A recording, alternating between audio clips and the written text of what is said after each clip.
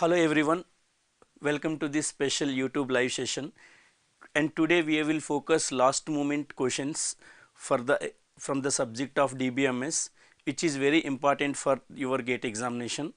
And what we will do in this session, so we will revise the quickly main concepts of the DBMS, and we will solve the questions and some tricky questions and some most important area which used to ask in the examination.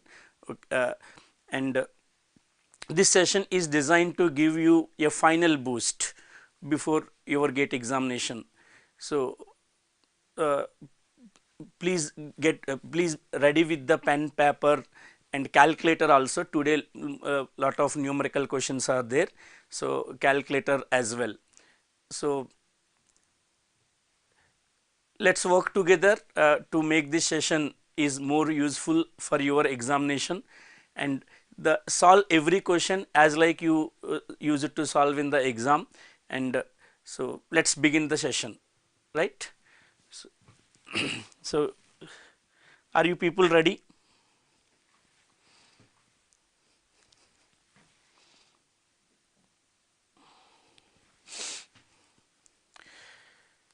Swagtech, Siddharth, Vijay Sharma, Aniket, Raj Zain, Soni Rawat, Vibur. Good afternoon to everyone. Good afternoon, Priyanka. Good afternoon to everyone. Right? Let's start the session. So here is the first question. It's a simple question only. So most of you might have the idea how to solve this question. Consider the relational schema with n attributes. Consider the relational schema with n attributes, and how many super keys in the relation? If A1, A2, A3, A4, A5, 5 candidate keys, okay, candidate keys, then how many super keys in the relation, right?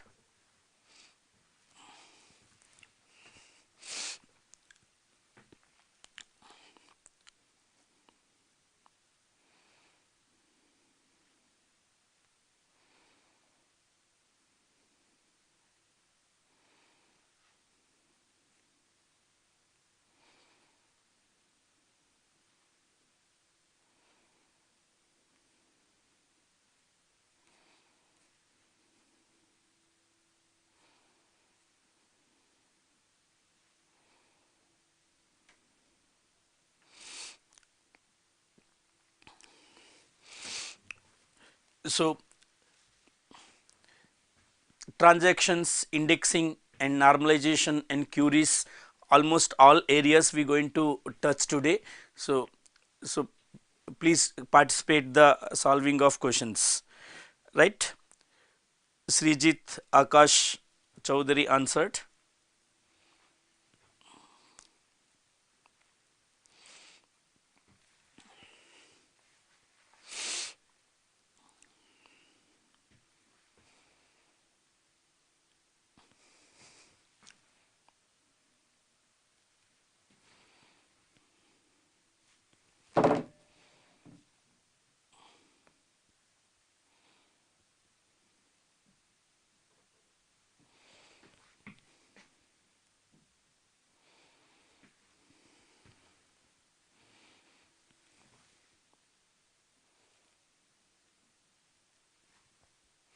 Right. Okay. So see this one, how to find the number of super keys if more candidate keys are given. If more candidate keys are given, you can do like this. Okay, number of super keys of relation R, super keys of relation R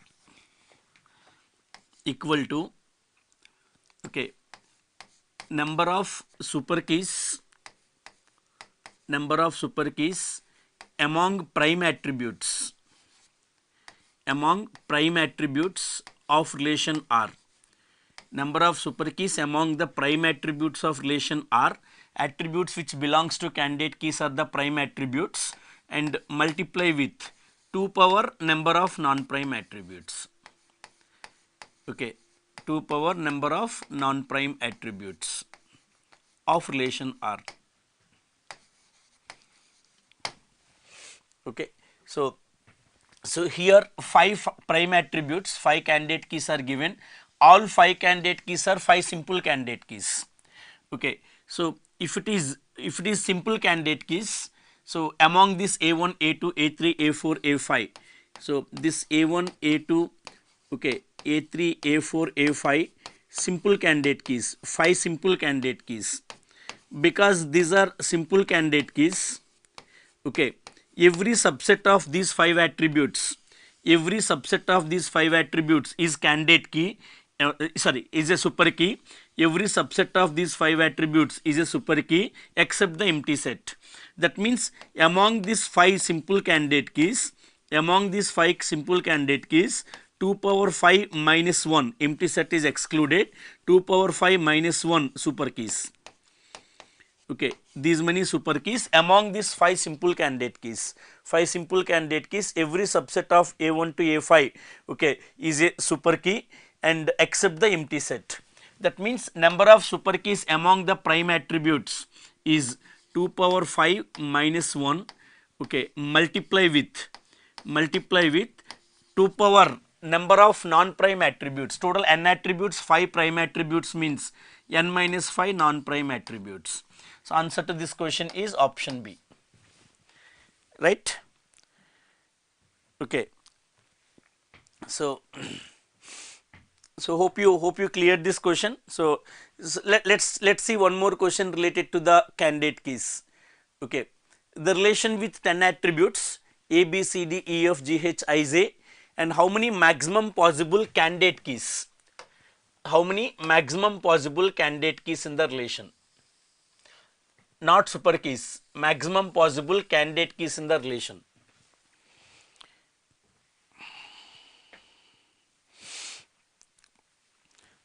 Suraj Swag, Abhishek, Priyanka Singh, okay, Akash, everyone answered correctly. First question, good start today.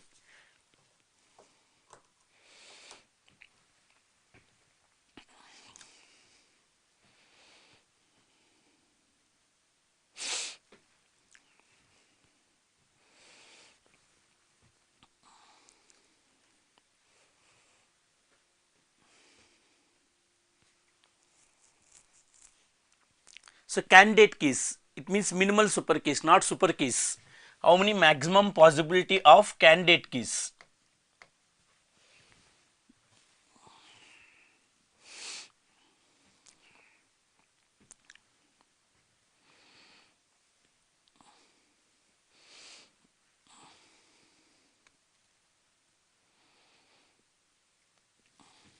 Right?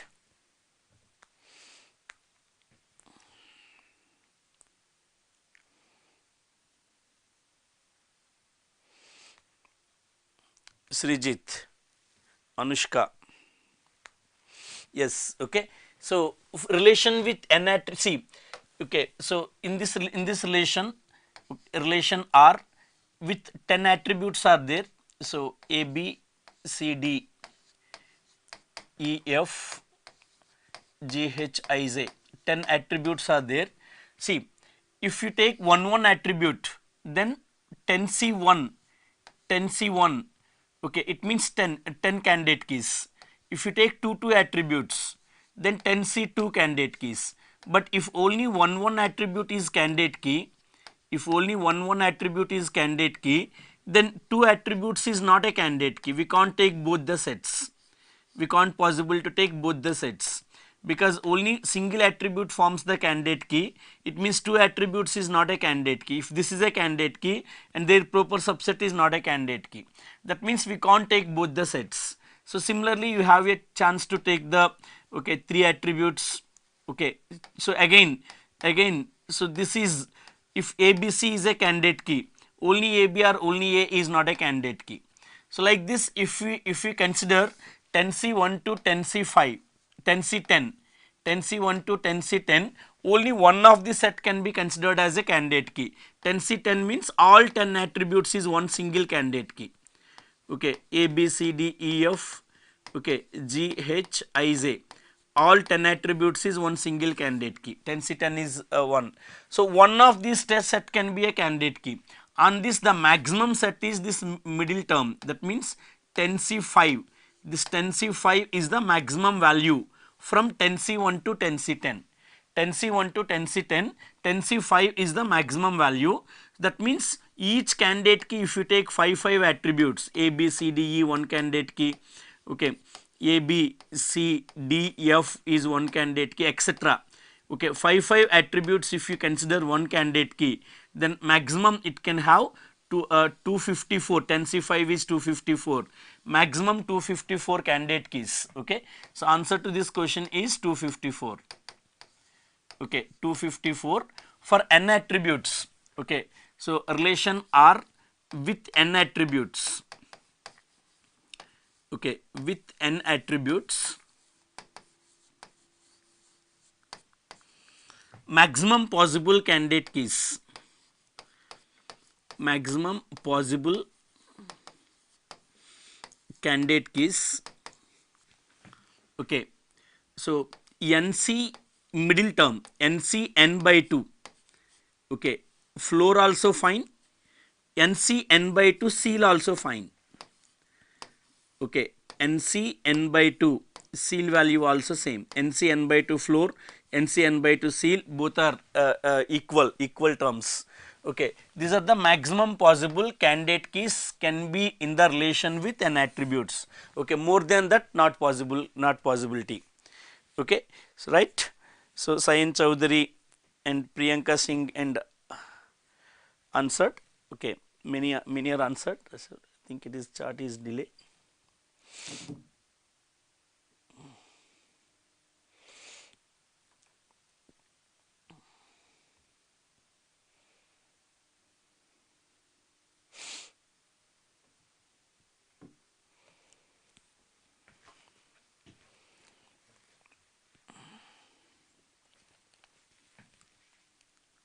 Right. Okay, so this almost you know this. Try this question. Try this question. Now a small difference compared to the previous. Okay, one of the candidate key given. Okay, out relation with 10 attributes. A relation with 10 attributes A, B, C, D, E, F, G, H, I, J. Okay, and C, D, E, F is one of the candidate key. C, D, E, F is one of the candidate key. Is known to be a candidate key of relation R. Okay, then so there may be other candidate keys which are unknown. Okay, what is the maximum number? What is the maximum number of candidate keys that relation can consist simultaneously? Okay, maximum how many candidate keys can be exist, but out of that one of them should be CDEF.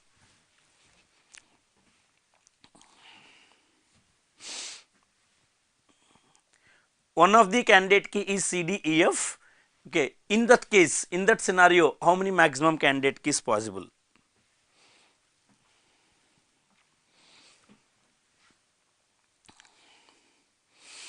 Try this. Hope you understood the difference. So let me know if question is not cleared.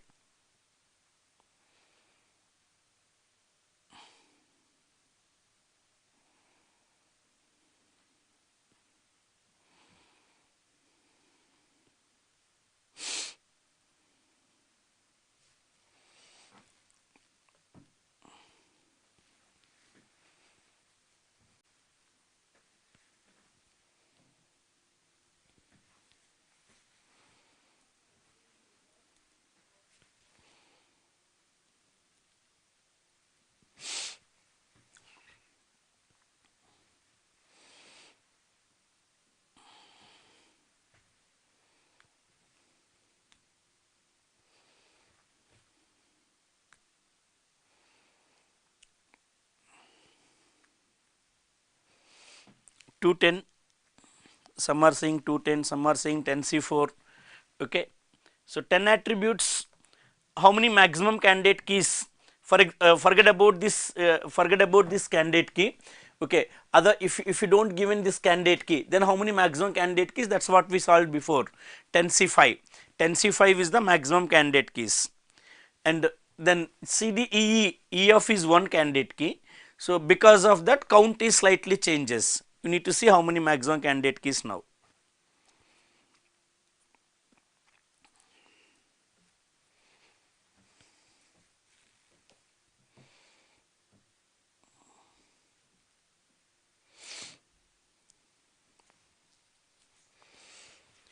Okay, so let me answer. I will explain this question. Just listen carefully. So relation R with 10 attributes, right?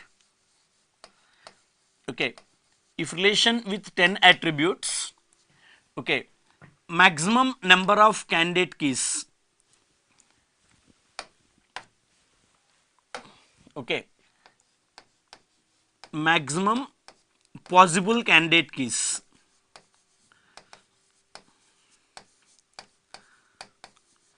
okay, should be 10C5, right? NC n by 2, 10C5, that we already know 252.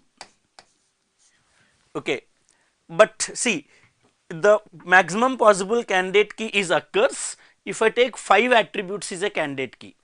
Okay, every key should be 5 attributes, then only maximum possible candidate keys occurs this. But one of the candidate key is given which is not under the 5 attributes. If this candidate key is also 5 attributes, then count is 252 only, because this candidate key is also if 5 attributes, that is going to be one of these 252. One of this 252, maximum candidate keys remains 252 only, because CDEF is only 4 attributes. Okay, so one of candidate key, okay, one of the candidate key is CDEF, okay, which is 4 attributes only, okay, which is 4 attributes only. It means that superset of 5 attribute selection which consists CDEF is not a candidate keys. 5 attribute selection, like assume ACDEF, BCDEF, okay, so like CDEFG, okay, so 5 attribute selection which contains CDEF, because CDEF is a candidate key, okay, one of the candidate key. Now ACDEF is not a candidate key. Like that, how many 5 attribute selection which are not candidate keys? Okay, so out of 10 attributes, 4 attributes already selected. Out of 10 attributes, 4 attributes are already selected. The 5th attribute can be remaining any one of them. Okay, so because B, C, D, E, C, D, E, F. So okay, 6th attribute, 5th attribute can be either A, B, G. Okay, so H, I, J. 1, 2, 3, 4, 5, 6. Okay, so six subsets of, okay, 6 subsets of 5 attributes each, okay, 5 attributes each, okay, is not candidate keys, okay, is not candidate keys. So I hope not required to list them. Okay, so that is A, B, no, only 5 attribute counting along with the CDEF. Along with the CDEF, the 5th attribute can be only A, or 5th attribute can be B, or 5th attribute can be G, okay, H, okay, I and J. Okay, so these 6 subsets of 5 attributes is not a candidate keys. So because of that, from this 252, I am subtracting these 6 possibilities of subsets of the 5 attributes which are not candidate keys. Okay, plus this is one candidate key, CDEF is one candidate key which is not counted in 252 na. So plus 1 is added because of, okay, CDEF is one candidate key. Okay, then total number of candidate keys are 240. So how much? 247 na? So 247 maximum number of candidate keys in the relation, right? Is this clear?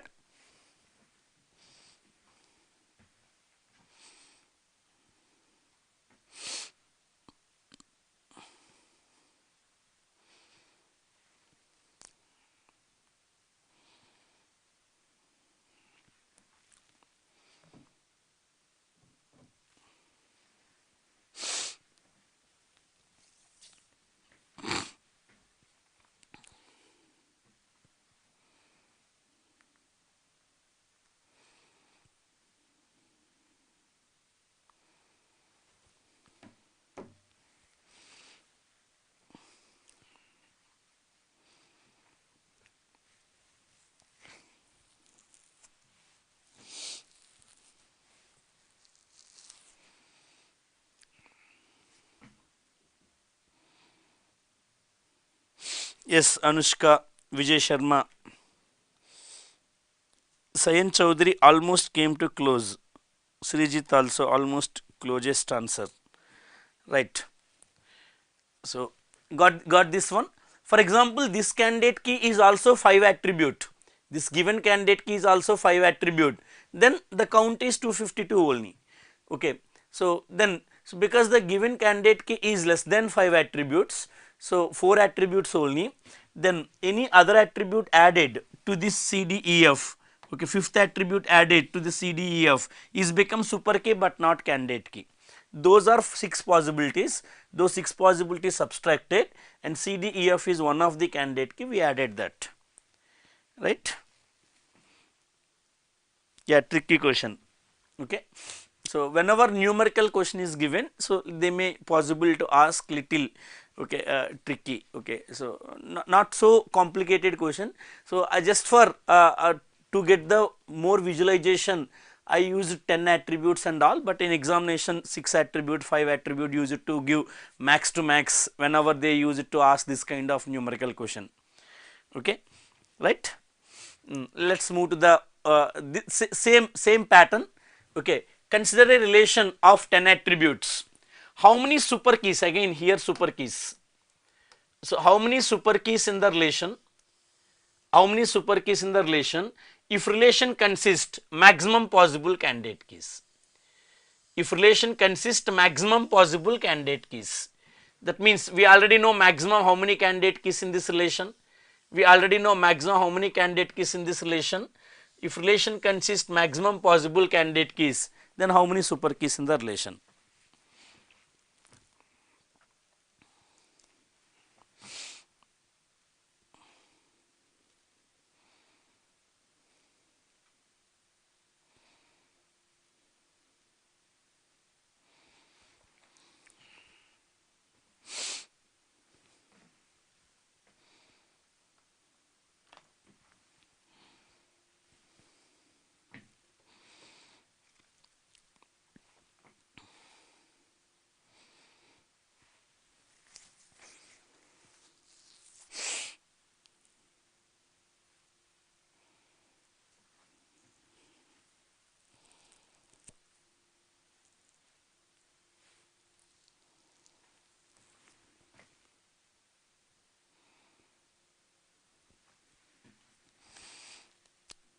Okay.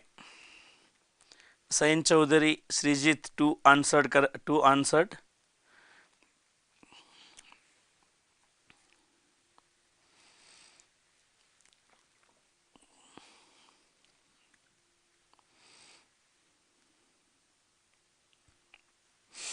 Okay.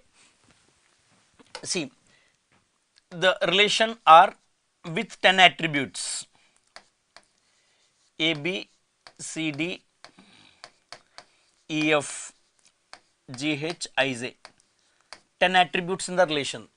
First of all, relation should consist maximum possible candidate keys.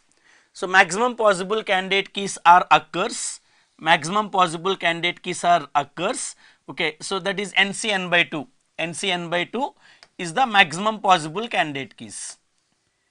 Okay, NC n by 2 is maximum possible candidate keys. That's what we discussed in previous question. So that means 10C5 maximum candidate keys. That so these are the candidate keys. Okay, and every possible 5 attributes, every possible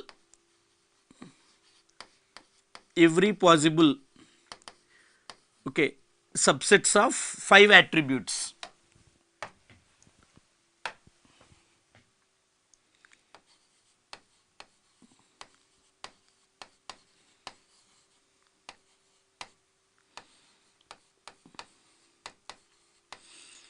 Five attributes each out of 10 attributes. 10C5 selections is the candidate keys. See, candidate key minimal super key. Candidate key is a minimal super key, right? Minimal super key is a 5 attributes. Minimal super key is a 5 attributes. That means any subset of less than 5 attributes, that means okay, 10C 4 attribute selection and 3 attribute selection, okay, and okay, so 2 attributes subsets, okay, and 1 attribute subset, these are become proper subset of candidate keys. These are not candidate keys also, okay, not candidate keys also, as well as not super keys also, because minimal super key itself is 5 attributes, okay. So these remaining 1 attribute subsets, 2 attribute subsets, 3 attribute subsets and 4 attribute subsets, neither candidate keys nor super keys, because minimal super key is 5 attributes. But the super keys we need, okay, if you take 5 attribute itself is one candidate key, 5 attribute itself is one candidate key, then every possible subset of 6 attributes and every possible subset of 7 attributes and every possible subsets of 8 attributes and every possible subsets of 9 attributes, 10C9, and all 10 attributes, 10C10, okay. These are okay, become super keys but not candidate keys. These are super keys but not candidate keys, not minimal super keys, okay. So now the total number of super keys, so just sum of these here to here, this complete summation, because candidate key is also super keys, okay, these are also super keys, okay. So sum of this 10C5 to 10C10, so see the calculation, see so that is become number of candidate keys. So is it fine? Do the calculation and give the answer. So everyone given 8064. No, I think not 8064, no, 10C, okay. So no, not 8000s.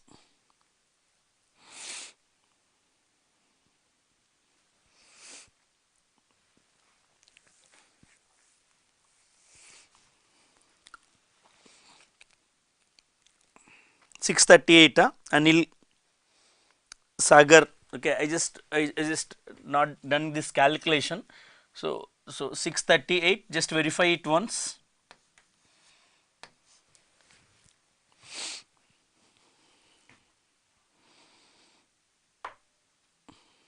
Chetan Singh, not 1023, na, 1023 means 10C1 to 10C10, if I add this also then 1022, 10C1 to 10C10 summation is 1023, okay.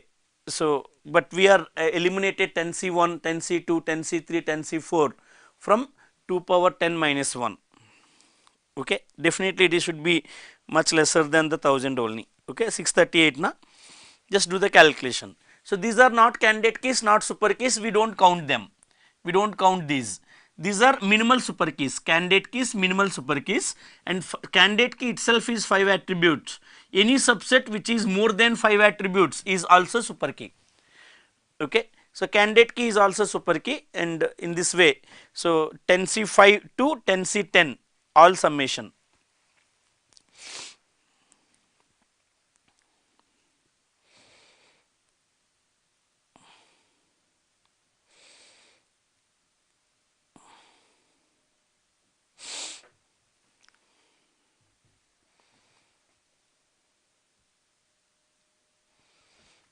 Right, hope you cleared this one, okay. So now again it is a well known question, nothing new on this, similar question given in once in PYQ also, but I just wanted to briefly, okay, want you to verify the foreign key concept once, okay. Just 1-2 questions I will do with the foreign key, so even if it is know this concept, just try to answer the question.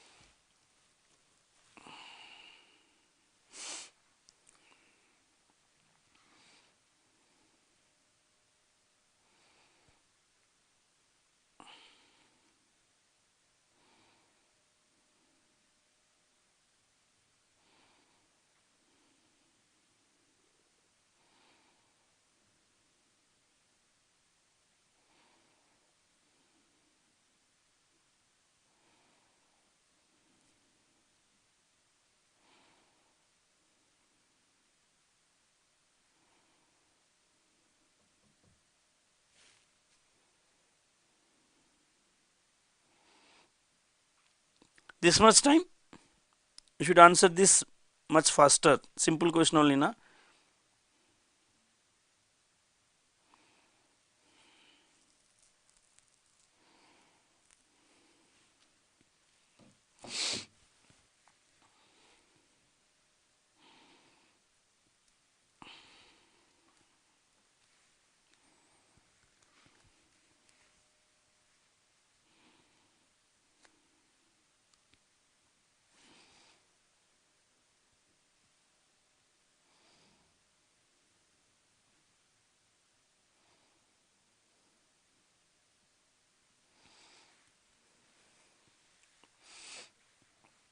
Right, Ashutosh says 0.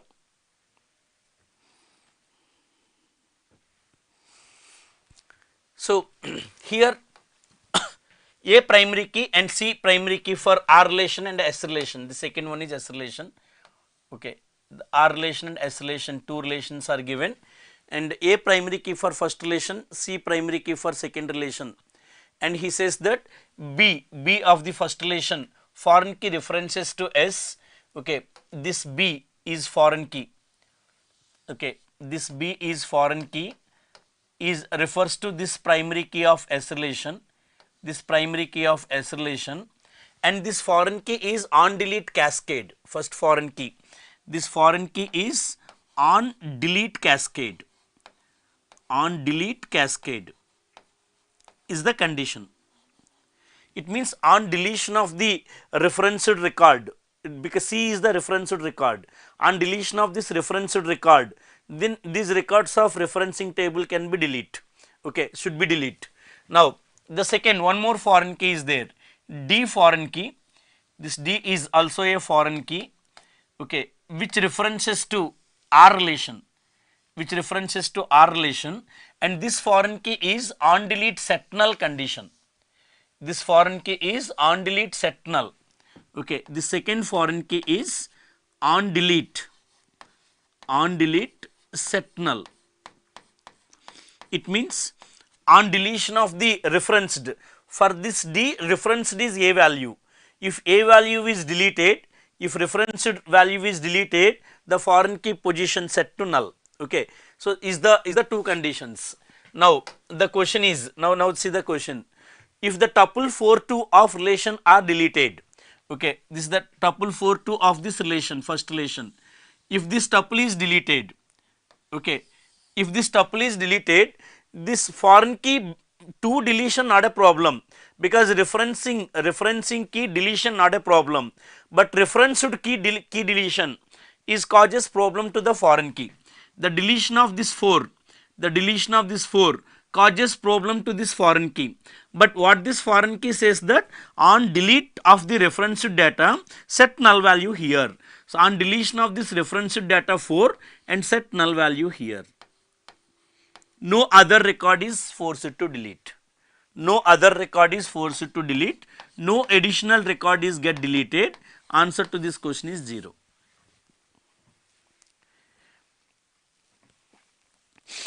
Right, Sagar, Sanjit, Sayan, Priyanka Singh.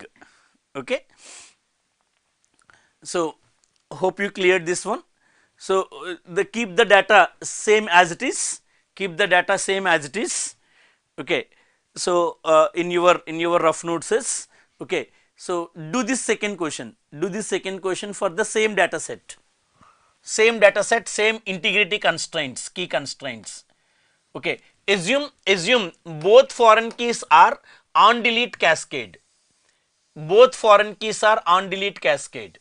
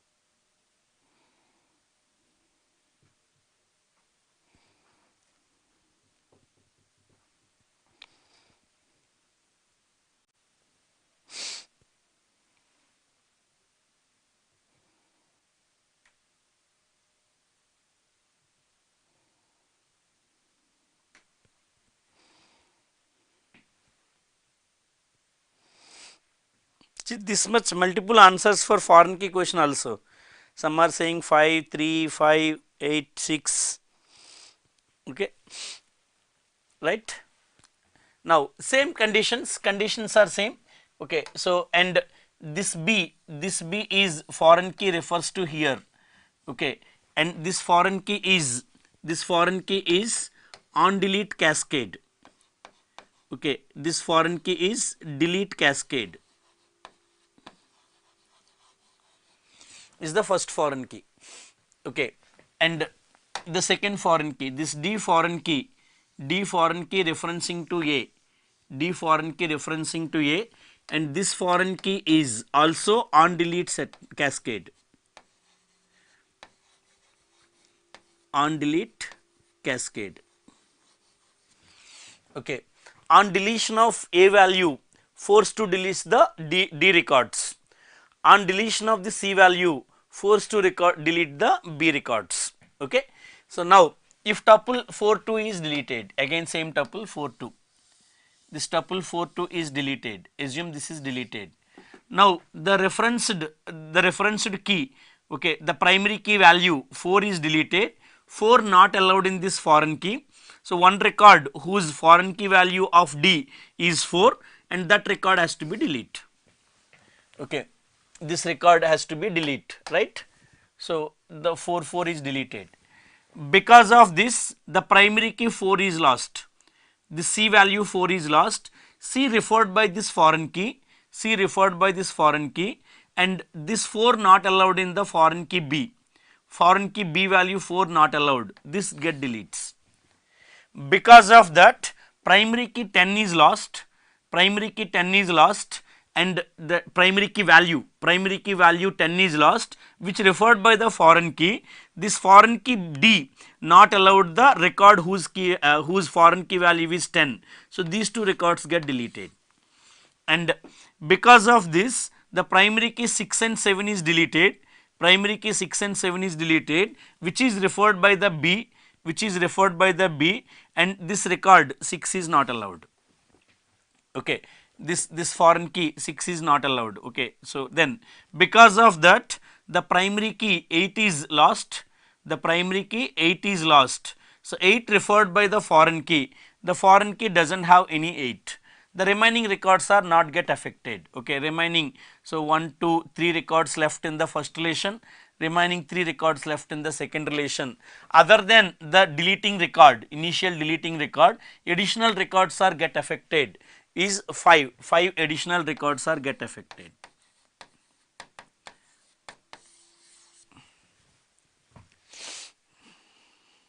Right? Yes, almost maximum answered correctly. Okay, so this kind of questions, simple questions only, you should properly observe, because gate examination is accuracy very much important, right? So even if it is 30 seconds or 35 35 seconds, even if you take extra for one question, okay, so it's okay. So make sure that the answer is correct in first attempt. Okay, first attempt itself you should get the correct answer. So in examination also give the at least little more priority for the accuracy than the speed. Okay, so you may have to think about the speed also, not like you will solve question 10 minutes 15 minutes, nothing like that, but at least assume if you 49% worst to maximum 49% if you are thinking about speed. Okay, 51% at least you should think about the accuracy. Okay, at least slight advantage, means a slight weightage for the accuracy than thinking about the speed only, right? So in examination, that's please remember this. Okay, so speed also important. It's not like that you will solve 20 minutes or 15 minutes one question. Okay, so speed also important, but accuracy, just if you feel like 10 seconds or 15 seconds, if I spend more, there is no chance to get the calculation mistake, then you have to spend that much minimal extra time, right? So Varun Gupta, good afternoon. Right, next one more question related to foreign key. this all of you I think known to you. Okay, so this is one of the just for revising purpose I gave this question. Okay, so which of the given statements is are correct if referencing relation is the relation consists foreign key, and which is references to the primary key or alternative key of referential relation. Okay, so referencing and referential relation definition is given in the question. So you know that the relation which contain foreign key is called referencing relation, and the foreign key referred by the primary key, that relation is the referential relation. This concept you know this. Okay, each record of referencing relation, okay, relates to exactly one record of the referenced. Each record of referencing relation is at most one record of referenced. Each record of referenced is related by some means one or more. Okay, some means either one or more. Okay, so one or more records of the referencing.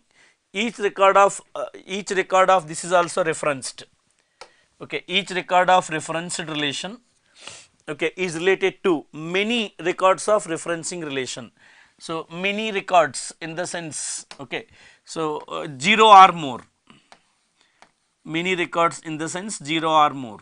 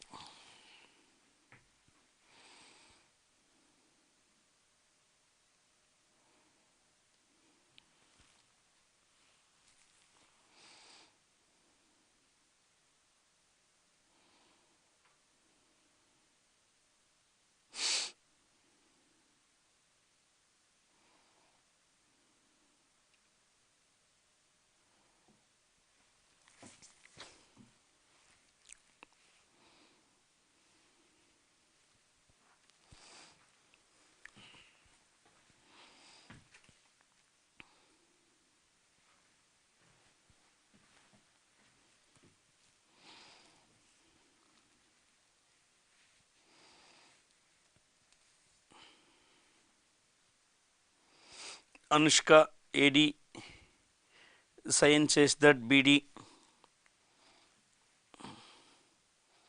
Babia says that AD, Chetan Singh BD.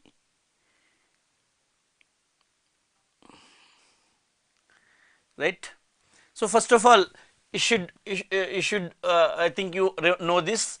Okay, if there is a referenced key A, the referenced key which is primary key or alternative key, which is referred by the foreign key B. Foreign key refers to here. Okay, between referenced and referencing, so mapping is 1 is to many. Okay, because foreign key not unique and this primary key or alternative key is distinct values, each value of this primary key can referred by many value records of the foreign key. The between referenced and referencing, mapping is 1 is to many. Okay, so now is it exactly 1 or at most 1? Is it from left to right, or right to left? Na?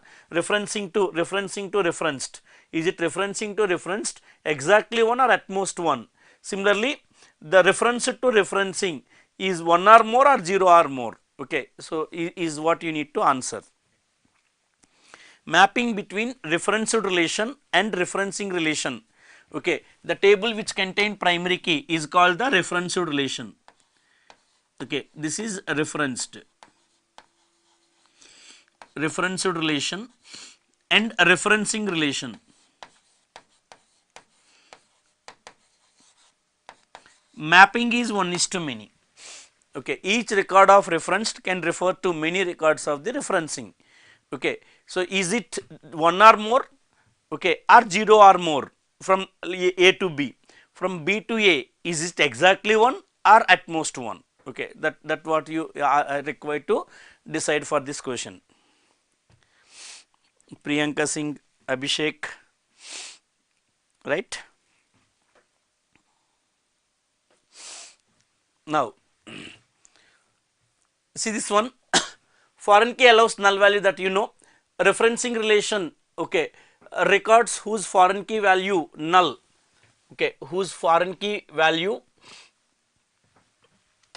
foreign key field you mean to say, you whose foreign key field null values are out of referential constraints. So for example, this C is foreign key, which references to A. Assume C is foreign key which references to A. Okay. Now the foreign key can consist null value, the record whose referencing record whose foreign key value null is out of referential constraint, means this record not related to any record of the referenced data, because the foreign key value of this record is null. Okay, it is not refers to any one of the other table. Okay, whereas the remaining record foreign key value 2, it relates to first record, foreign key value 2, it relates to first record, foreign key value 6, it relates to this record, right? Okay, these all records except this null record, the remaining records refer to exactly one record, because this is unique. Okay, but because of this foreign key value can have a null, so because of that zero mapping also possible, because this person not related to anyone, and other non-null records of the foreign key is referred by exactly one record of the referenced. Okay, now because of that what we can do, because of this null record out of referential constraint, each record of the referencing relation, foreign key relation, okay, related by at most one, okay, at most one record, 0 or 1 records of referencing relation. Okay, at most one record of this referencing relation. Okay, so like then similarly some records of the referenced, not related by the referencing table. Okay, or some record can related by one record only, some record can related to more than one record only, because mapping is 1:many. Okay, mapping between referenced and referencing is 1:many. That means each record of the referenced can relate it to 0 or more many records of the referencing relation. Okay, so many records of referencing relation, right?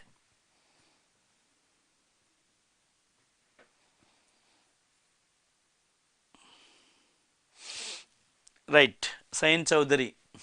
Okay, so yeah, so this is note. Okay, in class or okay in YouTube live, whatever it may be, the note is going to be same only, na. So Sayan Chowdhury, thank you. Right, so what is answer to this question then? Answer to this question then, each record of referencing relation related to, okay, at most one 0 or 1, okay, at most one record of the referenced relation. Each record of the referenced relation related by 0 or more many records of the referenced. Okay, in case this foreign key field not null, okay, in case this foreign key field is not null, nulls is not acceptable because of attribute C not null, some constraint is there.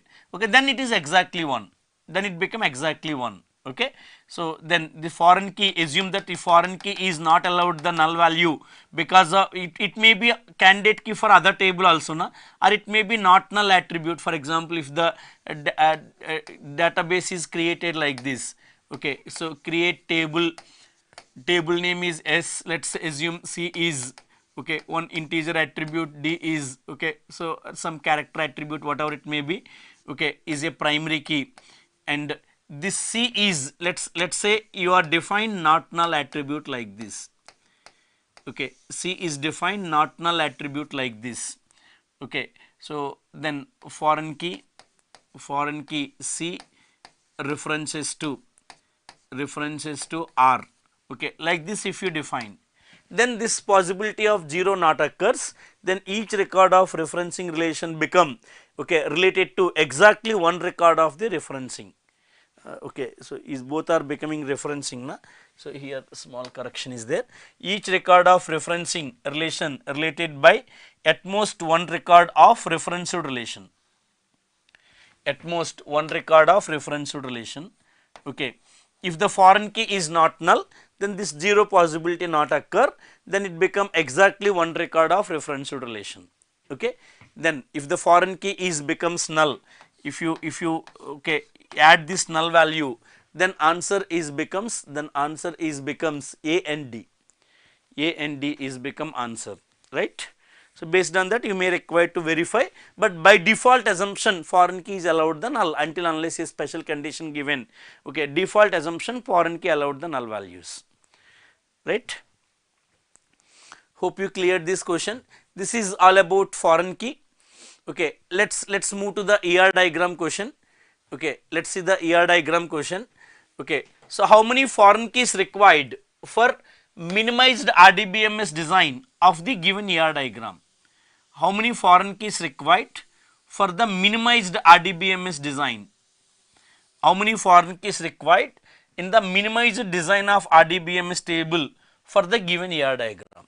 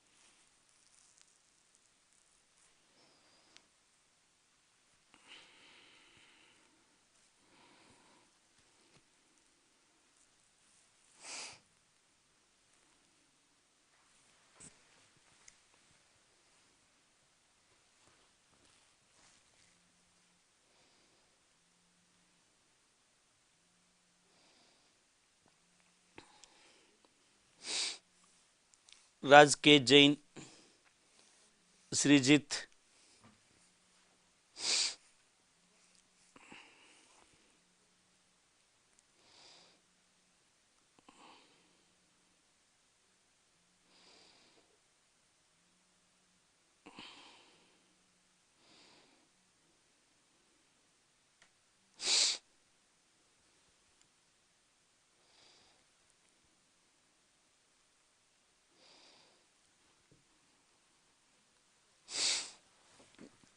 Okay. Now, see this belongs to n childs is a weak entity set, child is weak entity set and name is partial key, and so because of this weak entity set, how to convert this ER diagram to RDBMS table, and the RDBMS table not allowed the weak entity set with no key. So, that is why the relationship and relationship belongs to and this child must be combined together in one table. Okay, must be combined together in one table, and this works for is many to many mapping. This works for many to many mapping. It should be in separate table, and this manages table is one to many mapping. So, one to many mapping relationship set can combine towards the right side entity set. One to many relationship set can combine towards the right side entity set, and this is one other table, employee is one other table. Minimum 4 relational tables required, minimum 4 relational tables required on this okay. This relationship combined to the child relation, for this one foreign key required refers to employee data, and managers combines to the department set, for this one foreign key required references to employee set, and works for relationship set maintained separately, for this two foreign keys required, one refers to employee set and one refers to department set. Then total 4 foreign keys required. So, then RDBMS tables not asking here. So, directly you can say 2 foreign keys required for this relationship. Okay, 2 foreign keys required for this relationship, because relationship combined to the department side, 1 foreign key is required for this manages data refers to employee set, and one foreign key required for this relationship. Okay, one foreign key required for this relationship, okay, which refers to employee set. So this is the RDBMS design. So employee data database table is SSN is primary key, okay, so e-name and rating, and department manages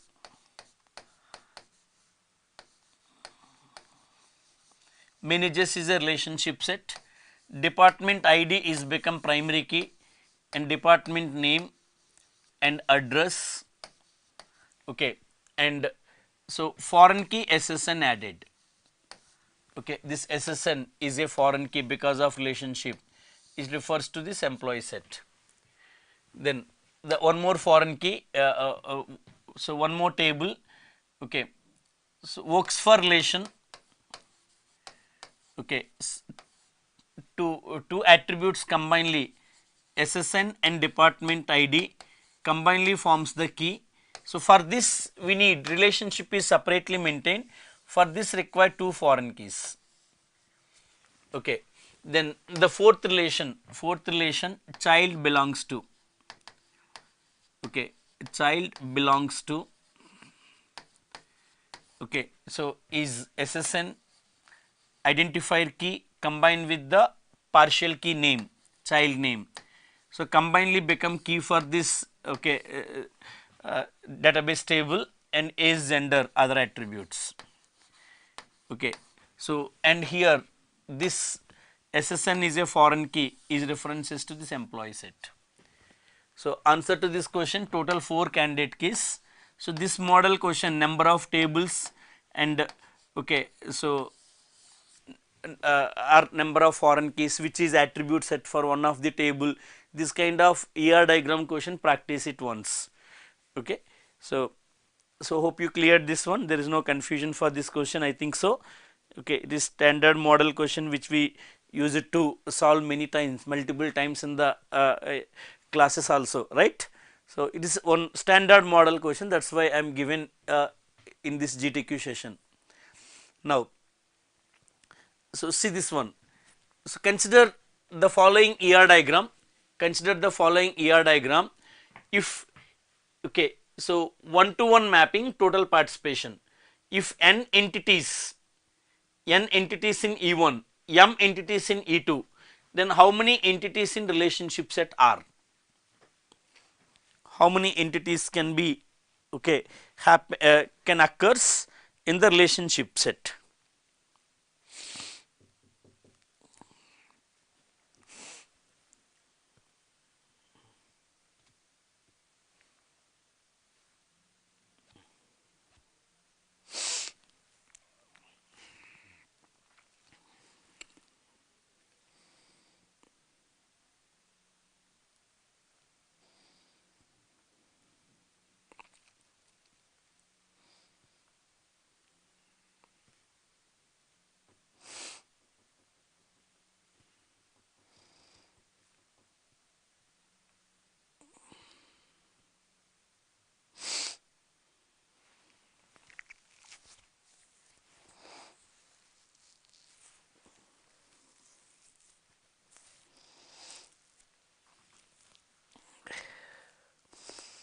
Head to head mapping, one to one mapping, and totally participated at the E1 site, so one to one mapping, and means how many relationship pairs, possible in the given ER diagram. So how many records can form the relationship?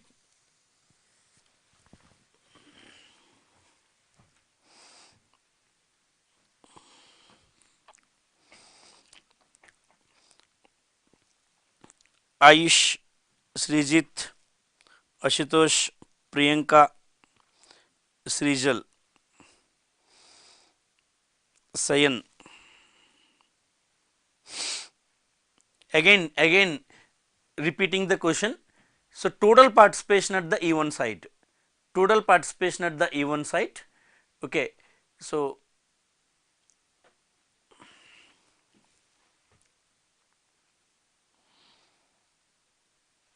only relationship records, okay, only relationship records, okay. So, how many records participate the relationship, that is only we are asking, okay. So, for example, this is the E1 records, E1 records, A is a primary key.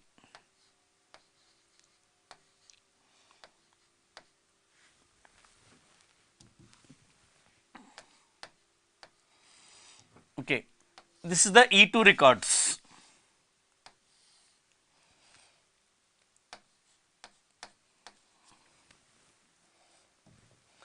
So, D is a primary key, and this relationship records,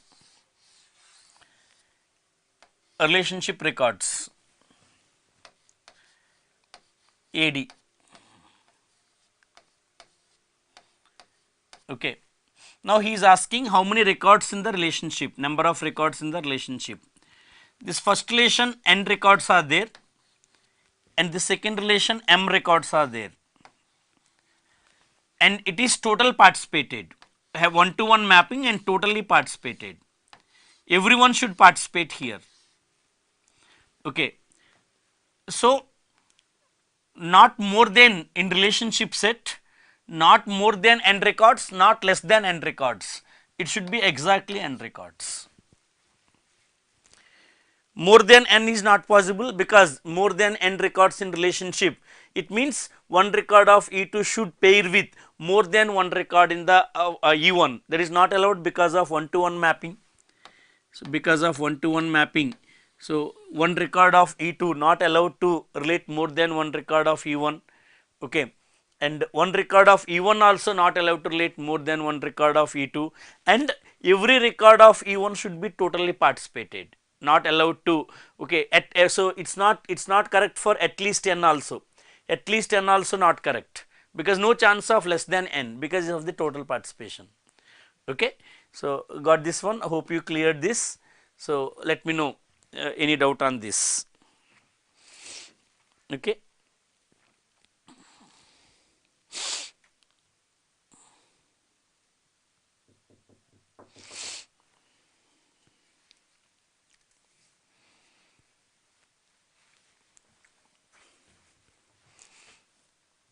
Right. Now,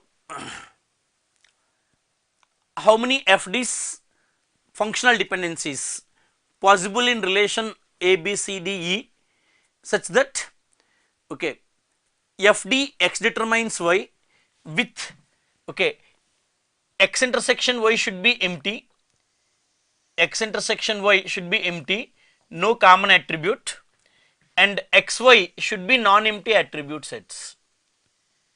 Okay, xy should be non-empty attribute sets.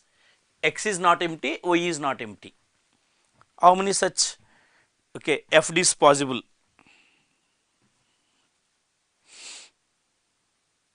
Yes, n less than equal to m. Okay, to satisfy this scenario, to satisfy this scenario, so basically n should be less than equal to m. Okay, n should be less than or equal to m. Okay, so then only this scenario, because this also head to head mapping, so that n people should be related, and because of the partial participation, so it can have more records, or those are not participated, but here n records mandatory in the E2, okay, otherwise this scenario is not going to be happen, okay, according to the conditions of ER diagram, and m can have more records compared to n, okay. Srijit, how many FDs possible in relation A, B, C, D, E, such that FD x determines y with x intersection y should be empty, x intersection y should be, okay, empty, it means no common attribute, and x and y should be non-empty attributes.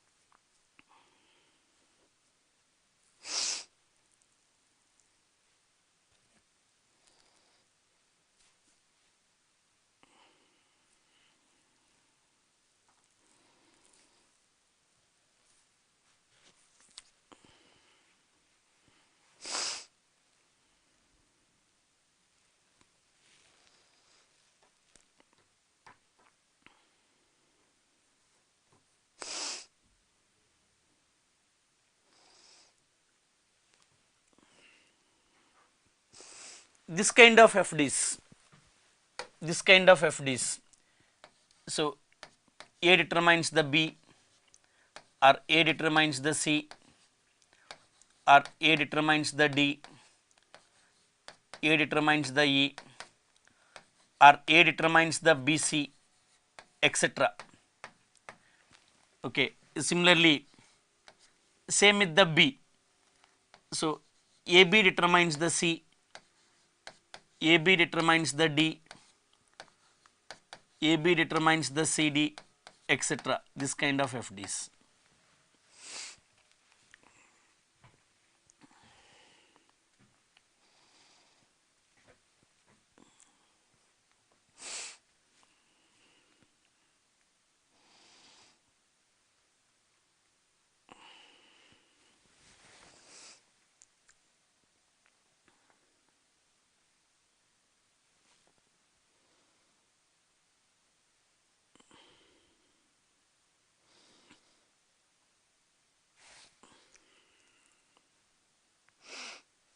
Right. So see this one, X determines Y such that X intersection Y should be not empty. Okay. So sorry, X intersection Y should be empty, no common attribute in both left and right side. AB in the left side means A or B should not repeat here, and non-empty attribute sets. Okay. So if I take one attribute, okay, if I take the number of attributes for, so X, the number of attributes for the X is one attribute. X can be only one attribute, like A or B or C or D. Okay, only A or only B or only C or only D. That means total 5 attributes, na? So 5C1 choices. 5C1 choices. Only A, only B, only C, only D. Okay. If A is in the LHS side of X, any subset of BCDE except empty set can be in the right side. That means out of 5C1 choices for X, the number of possibilities for Y is remaining one attribute only selected for X side. The Y side can be any subset of 4 attributes. Any subset of 4 attributes means 2 power 4 subsets except the empty set. Okay. Then the number of attributes of X side is 2. If 2 attributes in the X side, okay, that means here 5C3, 5C2 choices, okay, already 2 attributes selected in the X, the right side can be any subset of CDE except the empty set. Remaining 3 attributes are there, right? So the 2 cube, okay, only, okay, assume AB is selected in the for X. Y can be C also, D also, E, C, D, D, E, C, E or C, D, E, okay, except the empty set. Okay. Now the other choice, other possibility, you can choose 3 attributes in LHS side, ABC in the LHS side. The LHS side of the FD is 3 attributes like this ABC. If ABC is LHS side, then RHS side should be any subset of DE, except the empty set. Okay, that means the possible choices are, so 5C3 multiplied with 2 square minus 1. Okay, then after that, so after that the number of attributes of X can be 4. Okay, already 4 attributes are selected in the LHS side. Only one attribute possible in the RHS side, not empty, and no common attribute should be there. Then these choices are become, so 5C4, out of 5C4 choices, okay, so then 2 power, okay, 1 attribute only left now except the empty set. And there is no chance to take all 5 attribute for LHS. If all 5 attribute for LHS, then X intersection Y and Y is not empty is not possible. Okay, so this summation, okay, so is the total number of FDs. Okay, so 180, yeah? So the many are calculated as 180. I am just writing as answer. So just do the calculation.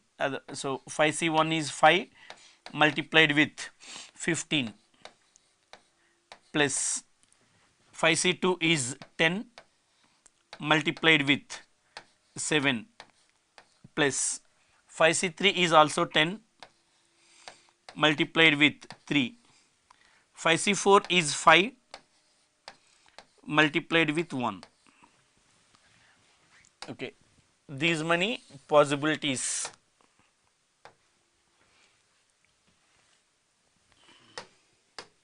One 80.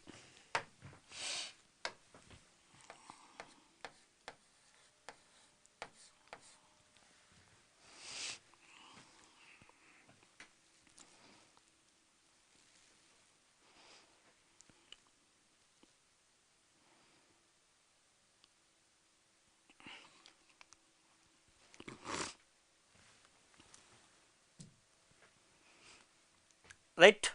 So if you want to know the formula, you can try to write it. So such FDs are for n attribute 3 power n minus 2 power n plus 1 plus 1. Okay, these many such FDs are possible if you simplify for n attributes. Okay, for n attributes. Okay, if you want to remember like a formula, you can use it. Otherwise, better do the calculation instead of thinking so much. Okay. Now, so see, first you need to understand the question. What this question is? Okay, how many FDs possible in relation with A, B, C, D, E, such that FD x determines y with x should be superset or equal to y. This x should be superset or equal to y. Superset or equal to y, and x and y both are superset or equal to empty. It means x and y both can be empty also. X and y both can be empty also. Okay, then how many such FDs are possible? So let me explain what is the meaning of it. For example, if you take only two attributes. Okay, for example, if you take only two attributes. Okay, so we are finding FDs x determines y form. X determines y form should be there, and x and y can be empty set also. X should be superset or equal to y. It means that empty determines empty. Okay, empty, so determines A not allowed. So for example, then if you take A is LHS side. A is LHS side. A determines empty, satisfied C. So x is A, y is empty.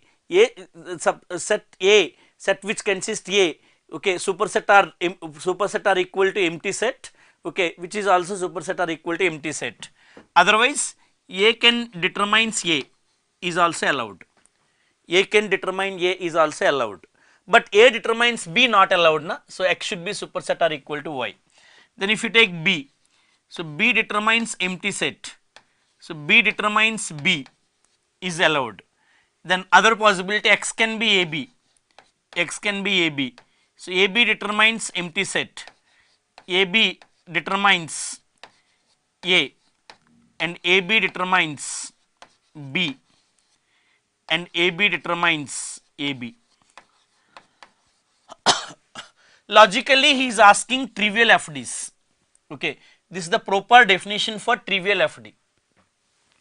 Okay, this is the proper definition for the trivial FD. Functional dependency is a trivial.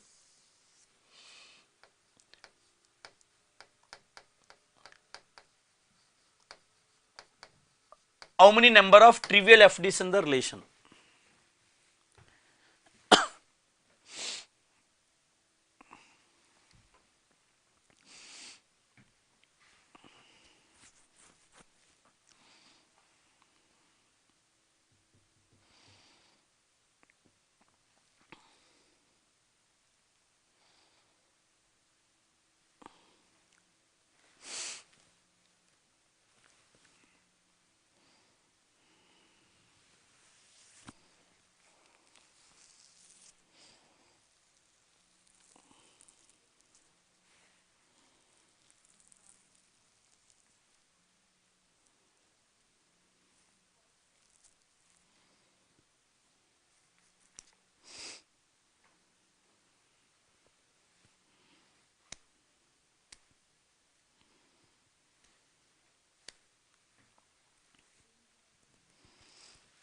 right?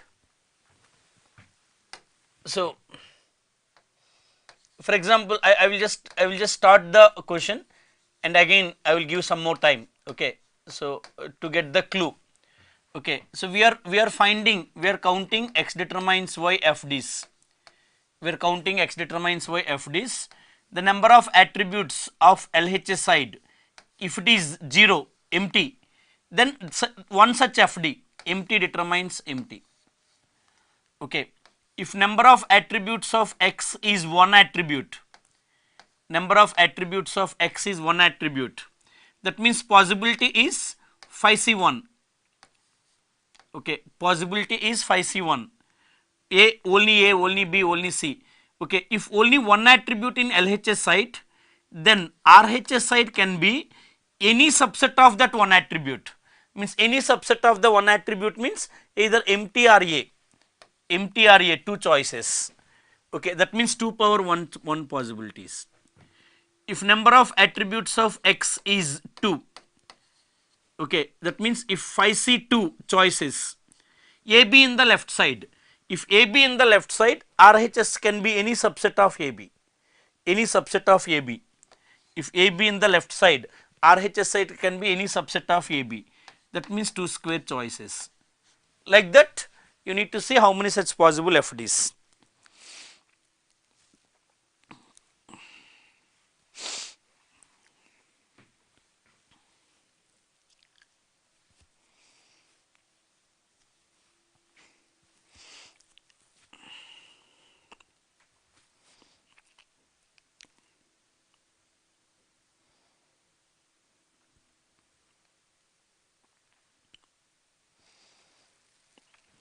Okay, so similarly next one, you can choose the 3 attributes in LHS side.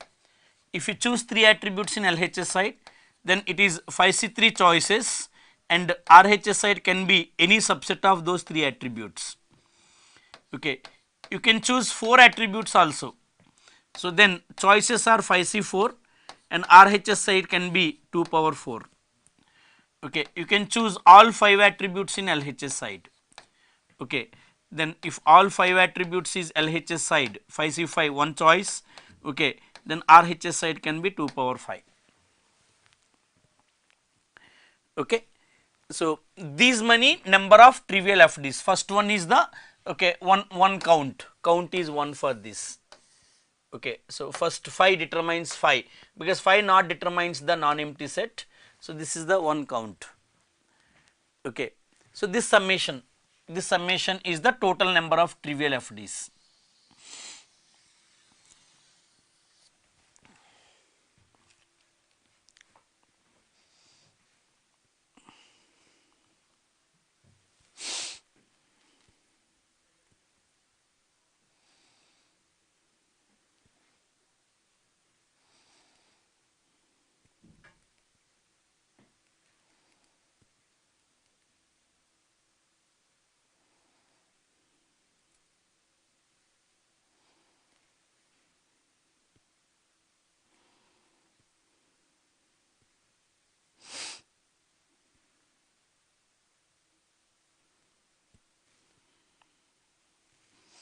Okay, so then 243, 243, right? So for this also you can write as a formula. So it is 3 power n trivial FDs for n attribute relation. 3 power n trivial FDs for a relation with an attribute.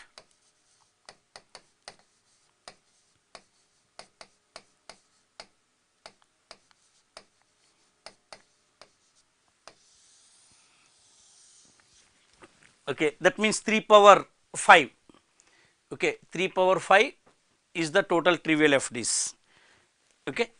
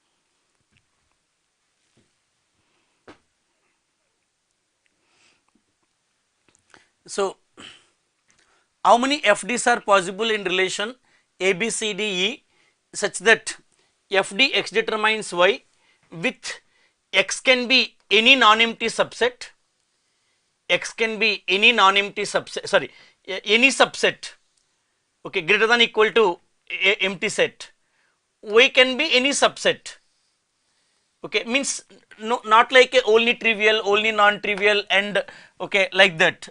So every possibility, for example, if the attributes AB is there, if attributes AB is there, so phi determines phi also, phi determines phi also, A determines every possible subset for right side, A determines phi also, A determines A also, A determines okay B also, A determines AB also, okay, every possibility.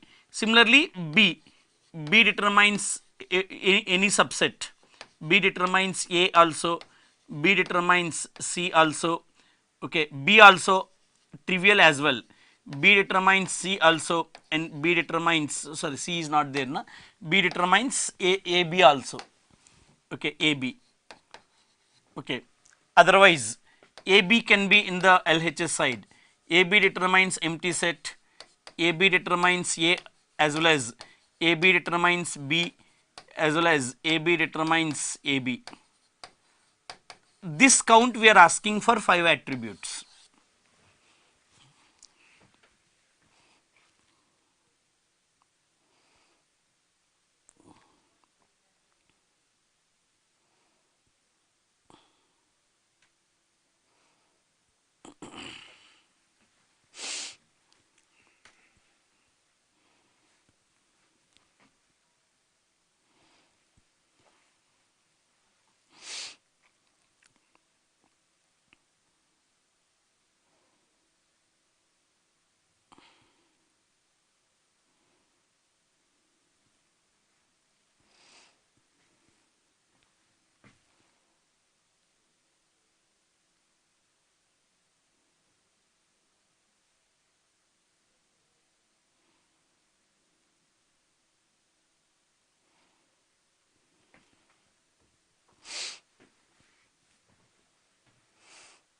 Yes, okay, for 2 attributes only we are taken here, only 2 attributes is assumed here, okay. So that's why C not occurred na, okay.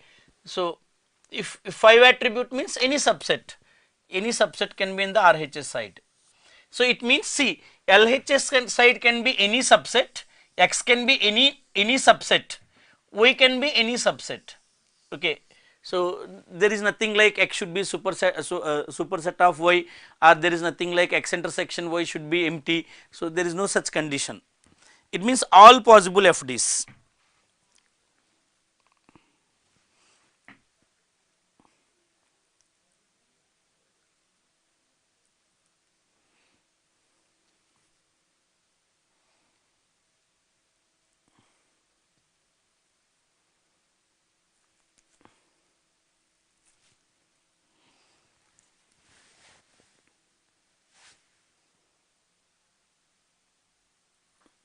And this question also should include this statement. So the empty set not determines non-empty attributes, okay.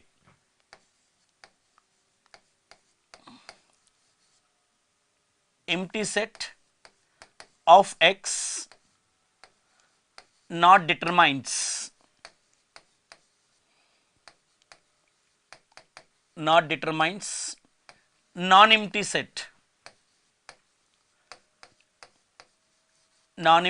set of Y.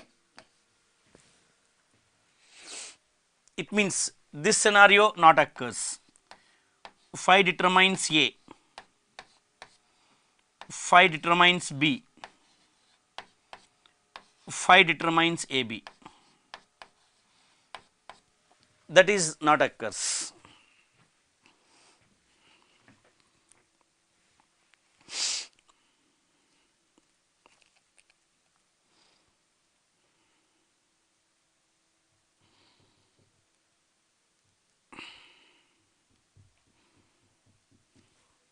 right. So the relation 5 attributes are there, relation 5 attributes are there, okay. X determines y fd, x determines y fd. So empty not determines non-empty set, this will treat like a special case, that is 1 fd, okay. The empty, because empty not determines the non-empty set na, so this empty set determines empty set, consider as a 1 fd, okay. This is one of the fd. Remaining, if you take any non-empty subset for x, okay, so x can be any non-empty subset,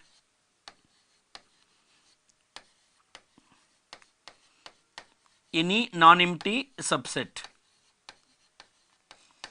It means 5 attributes na, 2 power 5 minus 1,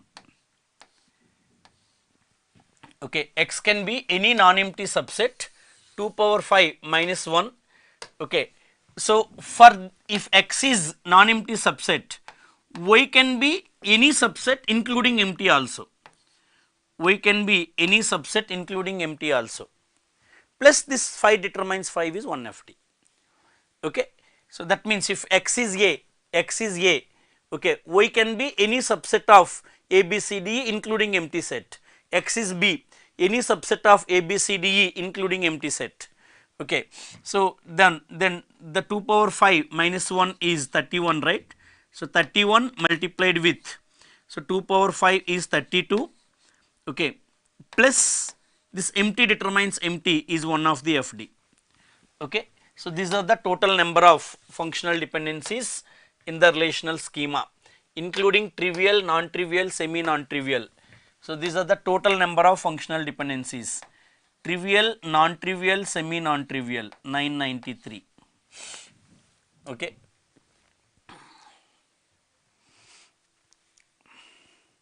Then for this also you can have a formula, okay, for total fds, okay, to count the total fds. So number of total fds,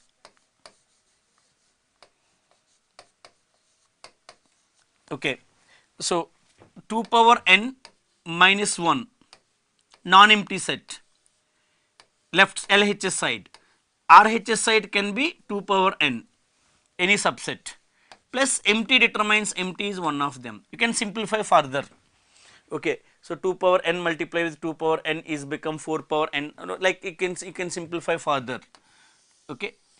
So the same thing we used here also, okay. So the, because this empty determines empty is one of the fd, okay. So these are the counting of fds, first question, the only non-trivial fds, see x intersection y empty, okay, then x and y non-empty set, means the non-trivial fds, okay. This is the number of non-trivial fds,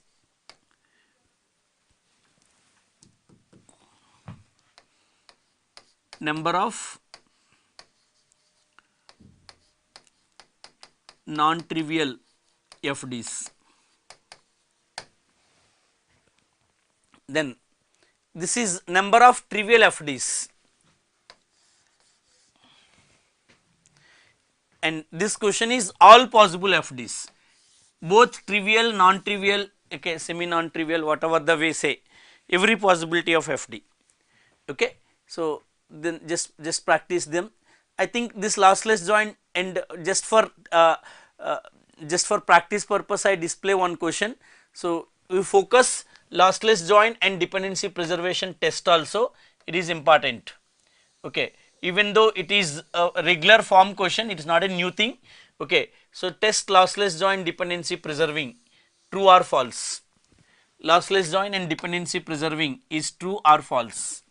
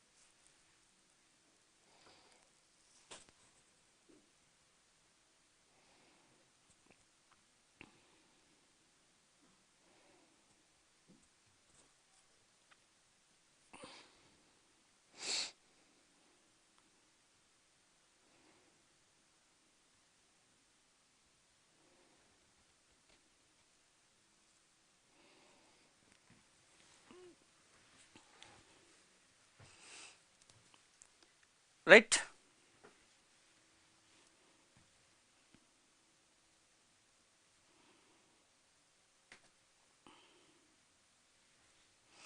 I think you can test it. Okay, so I will give you answer to this question. I think you know na lossless join and dependency preservation testing. So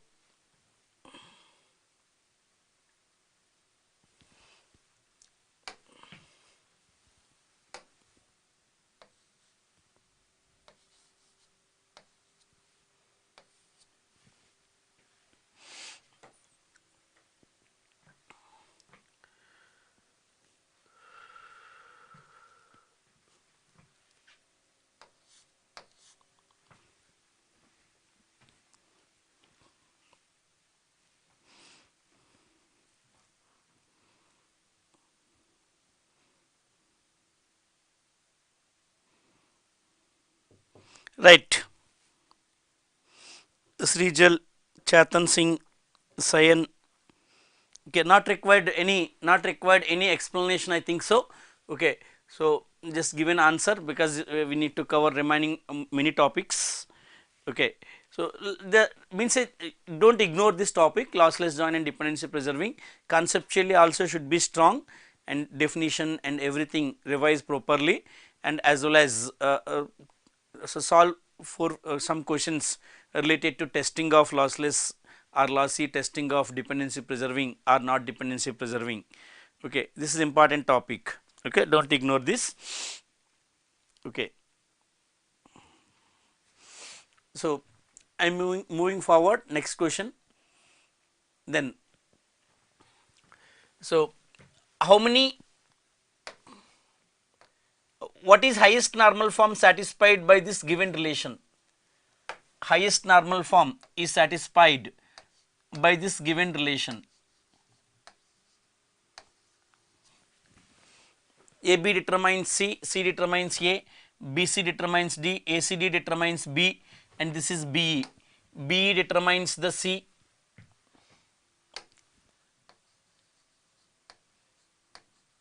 BE determines the C, and this EC determines FA, FA. CF determines BD, D determines E. Okay, these are the functional dependencies. What is highest normal form satisfied by this given relational schema?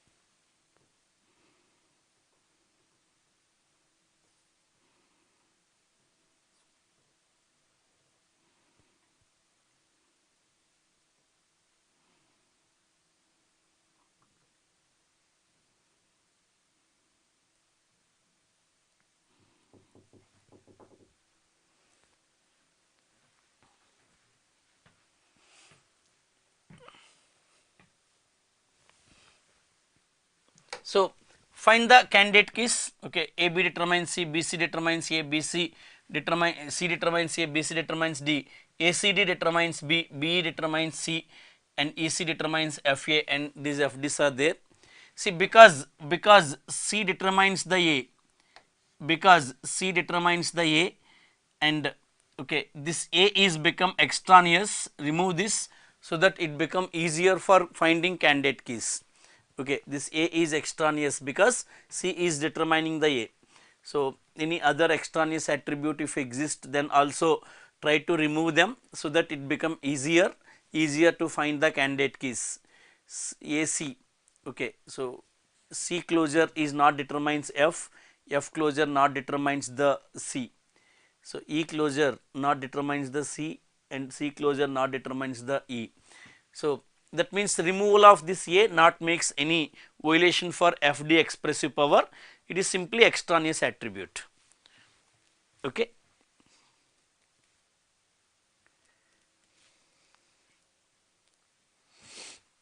Right. Now find candidate keys. Okay, find candidate keys of the relation. So if you choose AB closure, AB closure, ABC, okay, BC determines the D and CD determines B and D determines E also. Okay, B determines the C, CE determines FA, F also, A, B, C, D, E, F. Okay, A, B, C, D, E, F all attributes. A closure is only A, B closure is only B. So AB is one candidate key. AB is one candidate key. Okay, this A is a prime attribute. A is a prime attribute. A can replace by the C. Okay, the BC is become one other candidate key because okay, BC it minimal super key. B closure is only B and C closure is CA only, not determines any other attribute. A, B, C, D, E, F. So BC is also one other candidate key. Okay, right? Now, so A and B and C are the prime attributes. A, B, C are the prime attributes. So C is a prime attribute. This C is a prime attribute. So it is determines by BE. Okay, C can replace by the BE. C can replace by the BE is becomes BE itself. BE is also okay one minimal super key candidate key because B closure is only B and E closure is only E. So the BE is the one other minimal super key. Okay. Now A is a prime attribute. Okay. So A is a then A, B, C, D, E is also E is a prime attribute. Okay. E is a prime attribute determines by the D. Okay. Then BD is also one candidate key. BD closure also determines all attributes A, B, C, D, E, F. So BD is because D closure determines DE only and B closure is only B. So BD is also one minimal super key. Okay. So BD is a key. BD is a key is determines both are belongs to one key determines by CF. If BD determines all attributes and BD determines by the CF, CF is also one candidate key.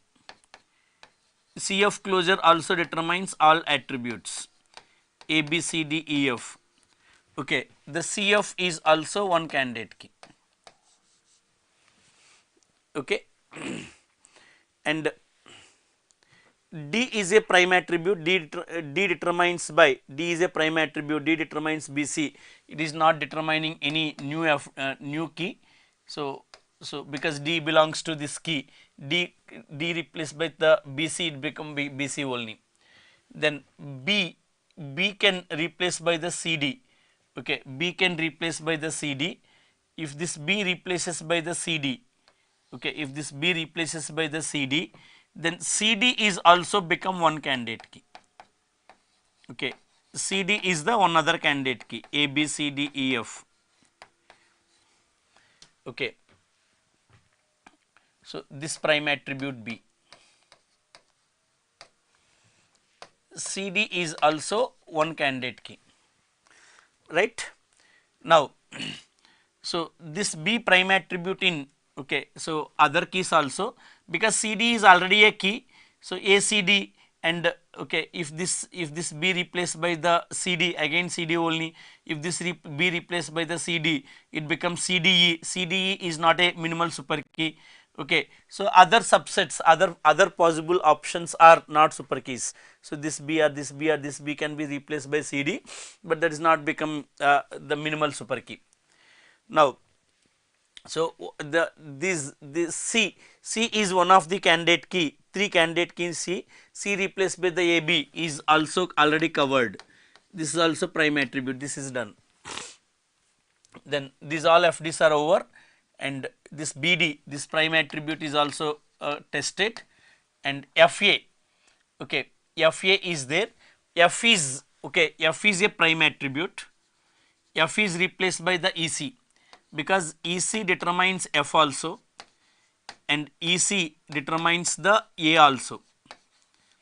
Okay, F is there in one of the key. Okay, F replaced by the EC. EC is also one candidate key. EC is also one candidate key. Then, so this also done, and A is a prime attribute belongs to one of the key. A is a prime attribute belongs to one of the key. A replaced by the EC, it become BEC is not minimal super key. So this also tested. This prime attribute is also tested. Okay, so total 7 candidate keys. 7 candidate keys A, B, okay, C, D, E, F, okay, all are the prime attributes. All are the prime attributes. Okay, but if you come to the BCNF testing, for BCNF, okay, this FD failed for BCNF. Okay, this FD failed for BCNF. Okay, so these two FDs are failed for BCNF. It is not BCNF. Then highest normal form is 3NF. 2NF also true, but not highest. No? So highest is asking. Answer to this question is option C. So practice, okay, so properly how to find candidate keys. So this is one of the important model question, you all know that. Okay, you need to find number of candidate keys, and right. So any doubt on this question? I think if at all any doubt, and just look back the video one more time. Okay, so it is little more calculation because more number of candidate keys are there. So that's why it took little more calculation. So finding candidate key of the given relational schema with n attributes is NPC problem, undecidable problem. If more FDs and more attributes and more, okay, complex scenario of FDs is given, definitely takes the more time to find the candidate keys. Okay, so but the examination reasonably 4 candidate keys, 5 candidate keys, that much, okay, difficulty level only use it to ask in the exam. So no need to worry much. Okay, so next one. So see this question, consider the given claims. If relation schema R is in 3NF, if relation is in 3NF and at most one compound candidate key, at most one compound candidate key in the relation R, okay, then relation also in BCNF, relation also in BCNF is first statement. Second statement, relation R is in 3NF but not BCNF. If 3NF but not BCNF, okay, then a relation must have overlapped candidate key. A relation must have overlapped candidate key. So which of the given two statements are correct? So think and answer.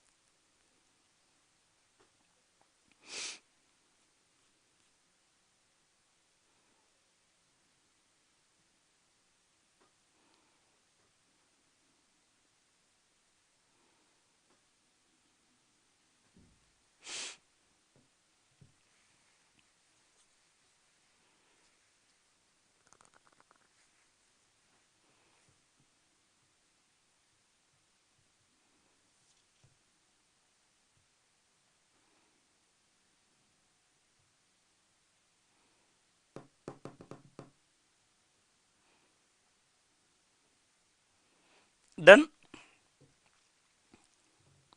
No response?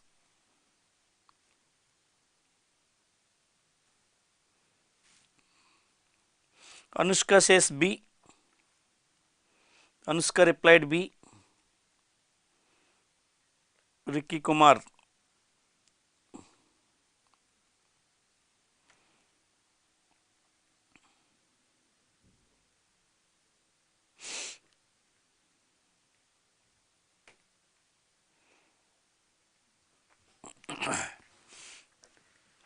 Okay. See, just try to take some note. Okay, it is important point. For example, there is some relation R in 3NF, R is in 3NF, but not in BCNF.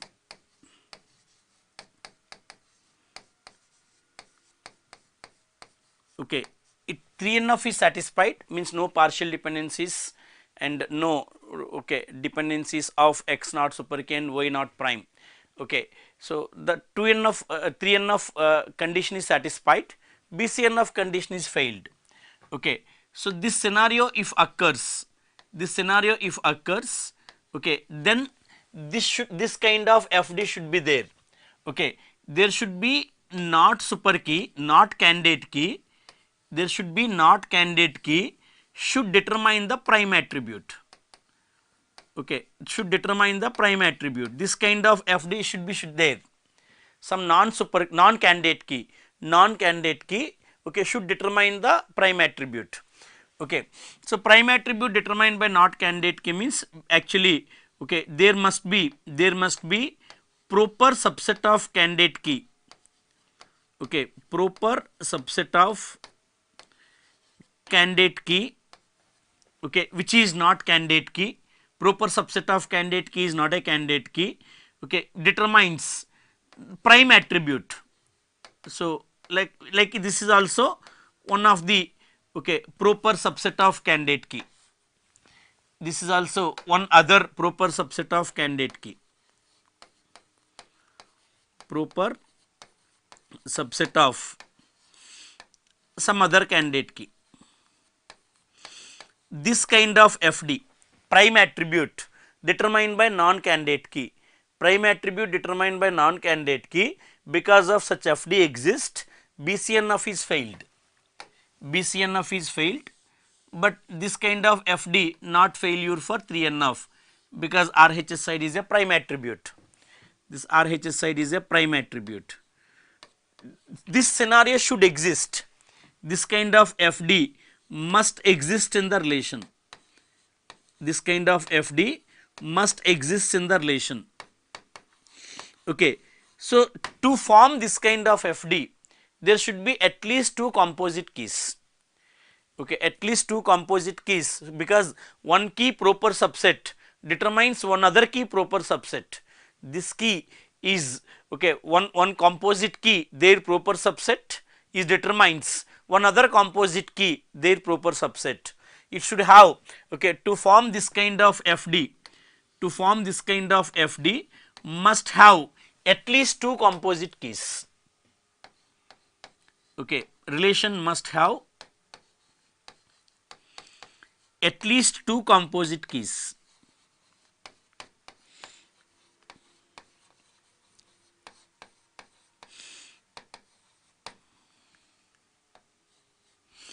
Composite or compound is both are same.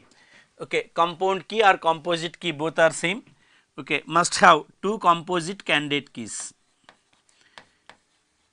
and those two composite candidate key is also overlapped candidate keys A, B, B, C, okay, C, D, D, C, C, D, D, E, like a some one attribute, one or more attribute common between two keys. Attribute common, like this in the previous example if you observe, okay, A, B, B, C, A, B, B, C, common between okay two attributes. This kind of keys is called okay overlapped candidate keys.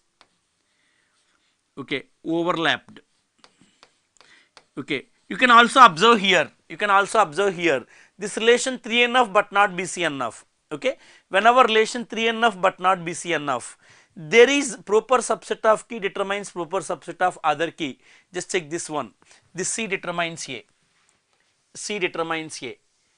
So C is proper subset of one key determines A proper subset of other key. This failure also D determines E. This failure also D is proper subset of one key determines E. E is proper subset of other key and overlapped key also. C is common. Okay. So whenever proper subset of key determines a prime attribute which is non-trivial, okay, it means that so that is possible if two overlapped keys and two composite keys. Okay, even this FD is not there, still because of this FD BCNF is failed. Okay, so now so overlapped candidate keys must exist. This all explanation. Okay, so the example you can take the previous question, because previous question also same scenario, 3NF but not BCNF.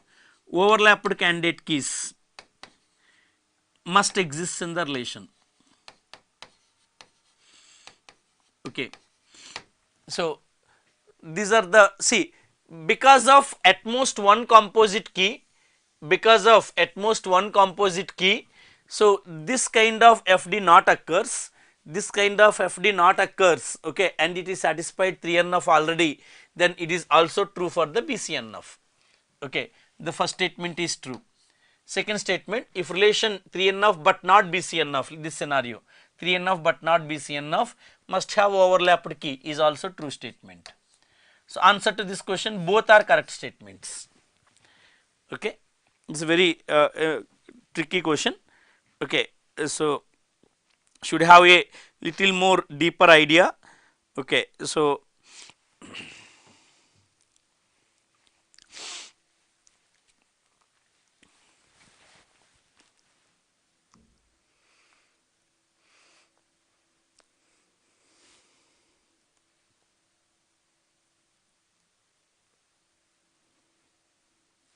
right.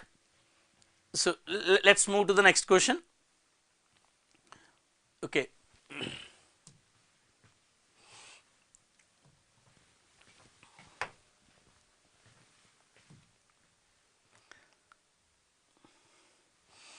Consider the given relational algebra Curie's question. So the supplies relation SID PID combinedly key, catalog relation SID PID combinedly key, and pots relation PID is key, and pot color and pot name. So how many given queries correct representation to retrieve SID supplied every red pot and every green pot? Okay, so to retrieve SIDs who supplied all the red pots and all green pots. Okay, three queries given. Out of these three queries, how many queries are correct for given specification? Okay, first query, retrieving denominator division is used, all three queries division is used. Okay, so because we need to retrieve SID supplied every red pot and every green pot. Here denominator selected SIDs of the sorry for small correction.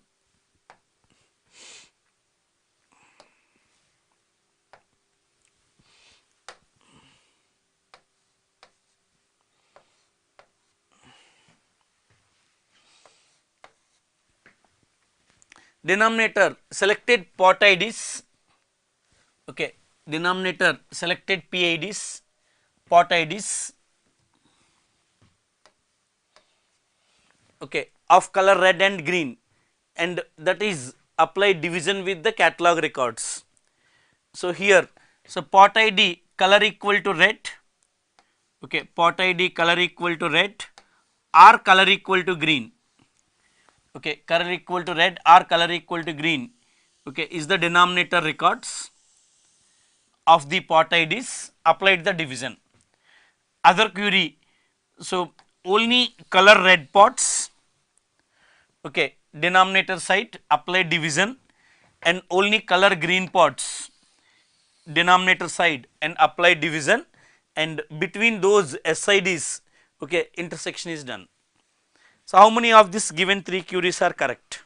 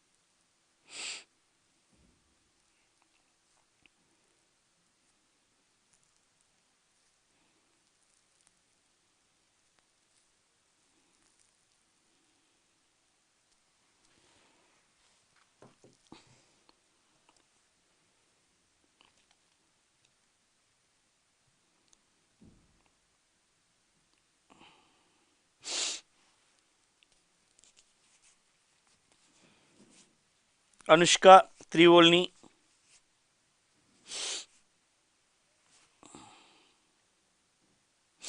Priyanka Singh 1 and 3, Srijal 1 and 3,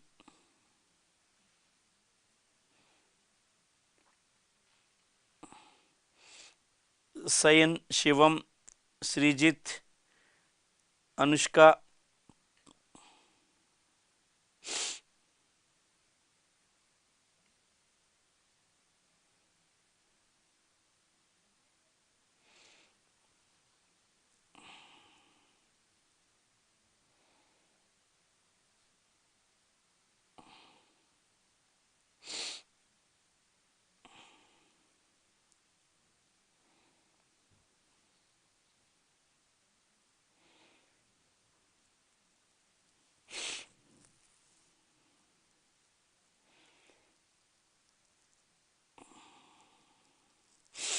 Srijit, just check it. Okay, so for your example also the statement is correct. So this is what you are saying. Relation ABC, AB determines the C and C determines the A, and two candidate keys, composite keys AB and BC, overlapped keys also. Okay, B is common, overlapped key also. This is the proper subset of key determines the prime. C is a proper subset of key determines a prime attribute A. All three statements true, all three statements true for this question also, because it is 3 enough but not BC enough. 3 enough but not BC enough, then guaranteed all three statements are true, which I explained before. Okay.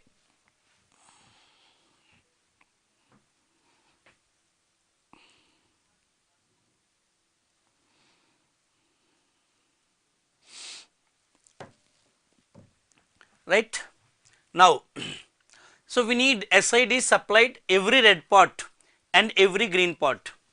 So for example, this is the parts relation,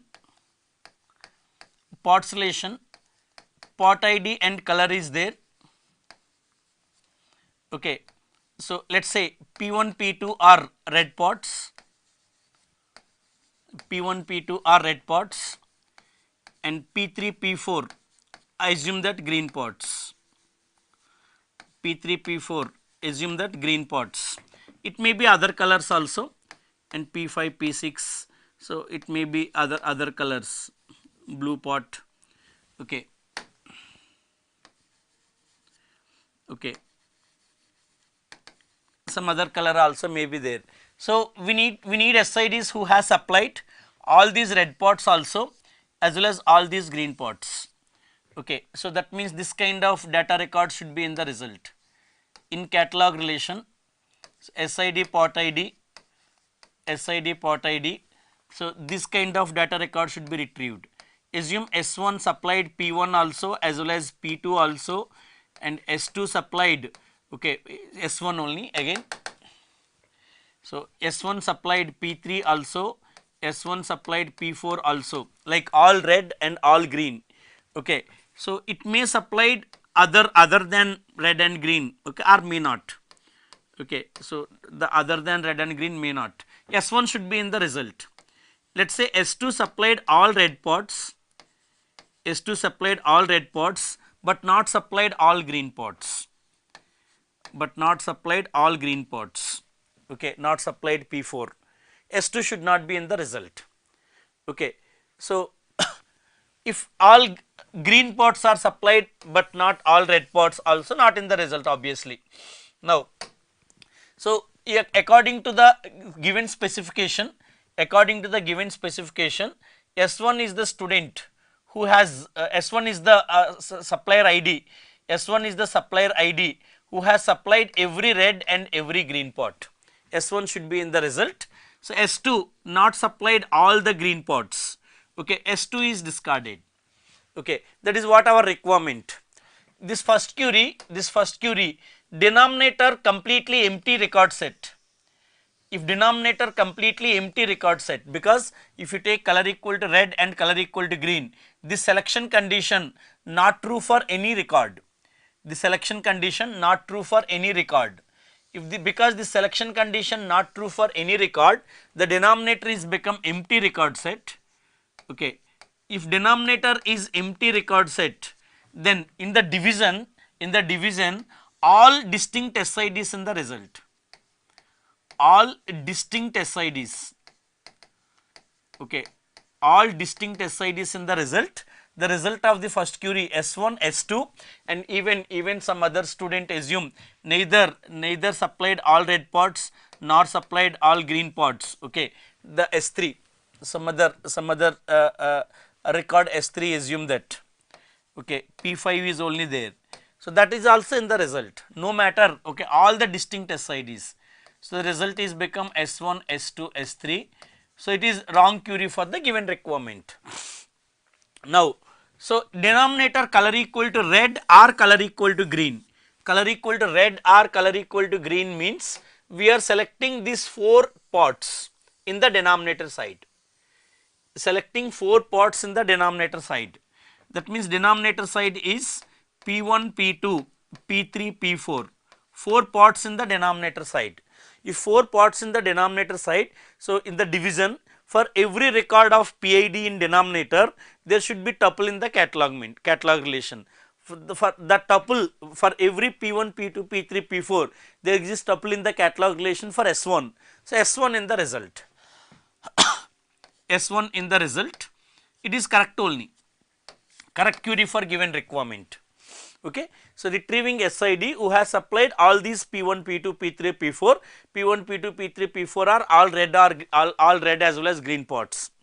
Now first we are retrieving red pots here, that red pots in the denominator side, P1, P2, retrieving the SIDs who has supplied all the red pots, that means S1 and S2 in the result. Okay, this first query, this first pot is S1, S2 in the result. And the second pot, the denominator is all green pots, means, okay, so P3 and P4, P3 and P4 is the denominator side. If all green pots in the denominator side, okay, so only S1 has selected all green, supplied all green pots, S1 in the result. Okay, S2 not in the result because all green pots not supplied by S2. Okay, S3 anyhow not in the result. Intersection between these SIDs, and intersection between these SIDs, the result is S1 only. The final result is S1 only. So it is also correct query. Okay. So the Q2 and Q3 is correct query for a given requirement. Okay, Q2 and Q3 are correct queries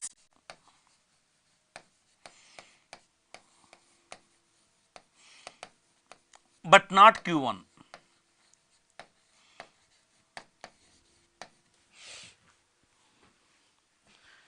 Right?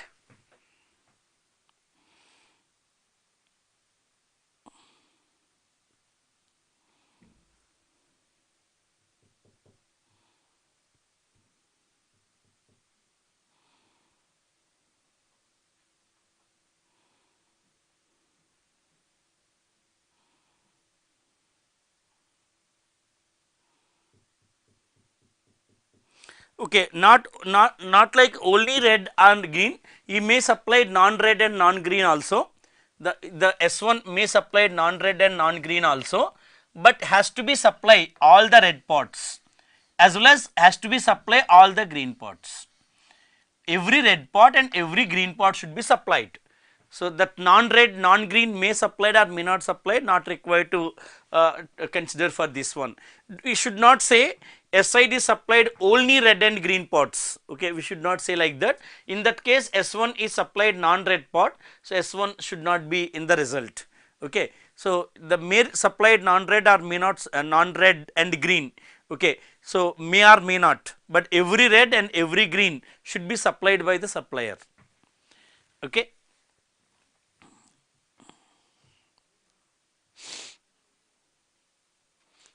Priyanshu, is this clear?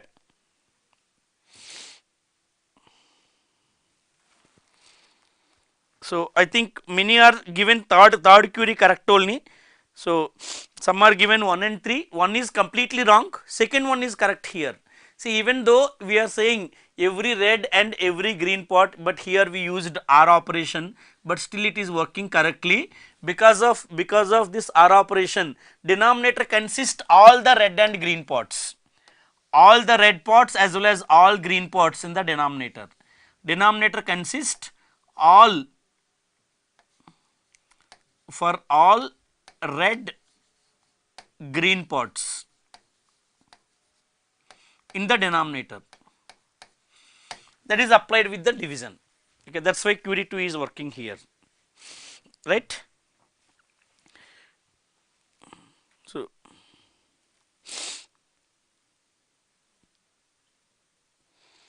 then set difference, whenever we say only red or only green, only every red or only every green, should use the set difference. Okay, so set difference required. Okay, so the who is that? Ricky Kumar, if not green color only red means set difference. Okay, SID supplied every red minus SID supplied every green. Okay, then SID supplied only red but not green. SID supplied only all red parts but not green parts based on the requirement, some red but not any green. Okay, or some red minus every green. Okay, so based on the given statement you need to go for set difference. Set difference required for that. Set difference behaves like only but not, these kind of scenarios. Okay, we use the set difference, right.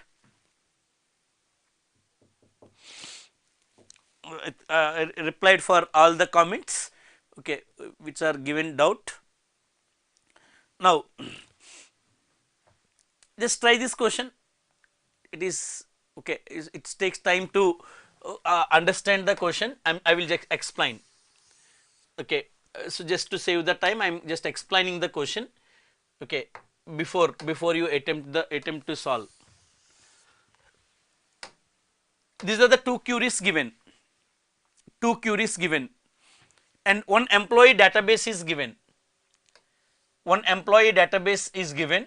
Employee ID is a primary key, name and supervisor ID. Okay, supervisor ID can be null. Okay, supervisor ID can be null. It can have a null value. If employee not subordinate of other employee, if it is not subordinate of any other employee, then for that employee supervisor is not there, that can be null value. Okay, which is correct query to retrieve employee ID and names, which is correct query to retrieve employee ID and names of employees who are not supervisors. Employee ID and name of the employees who are not supervisors.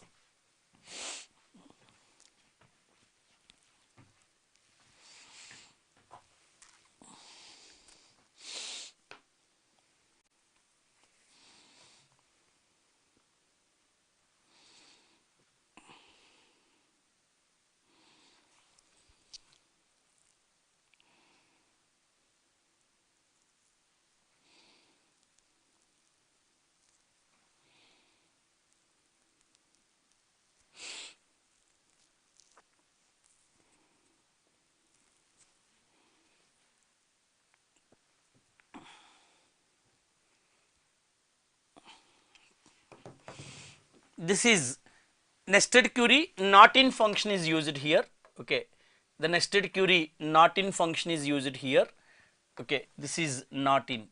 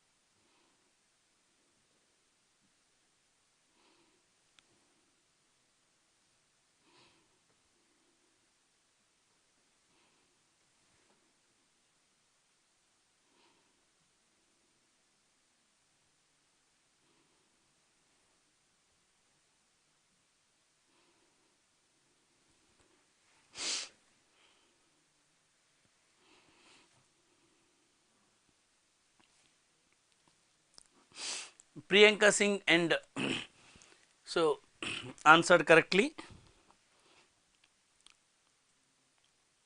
Priyanshu,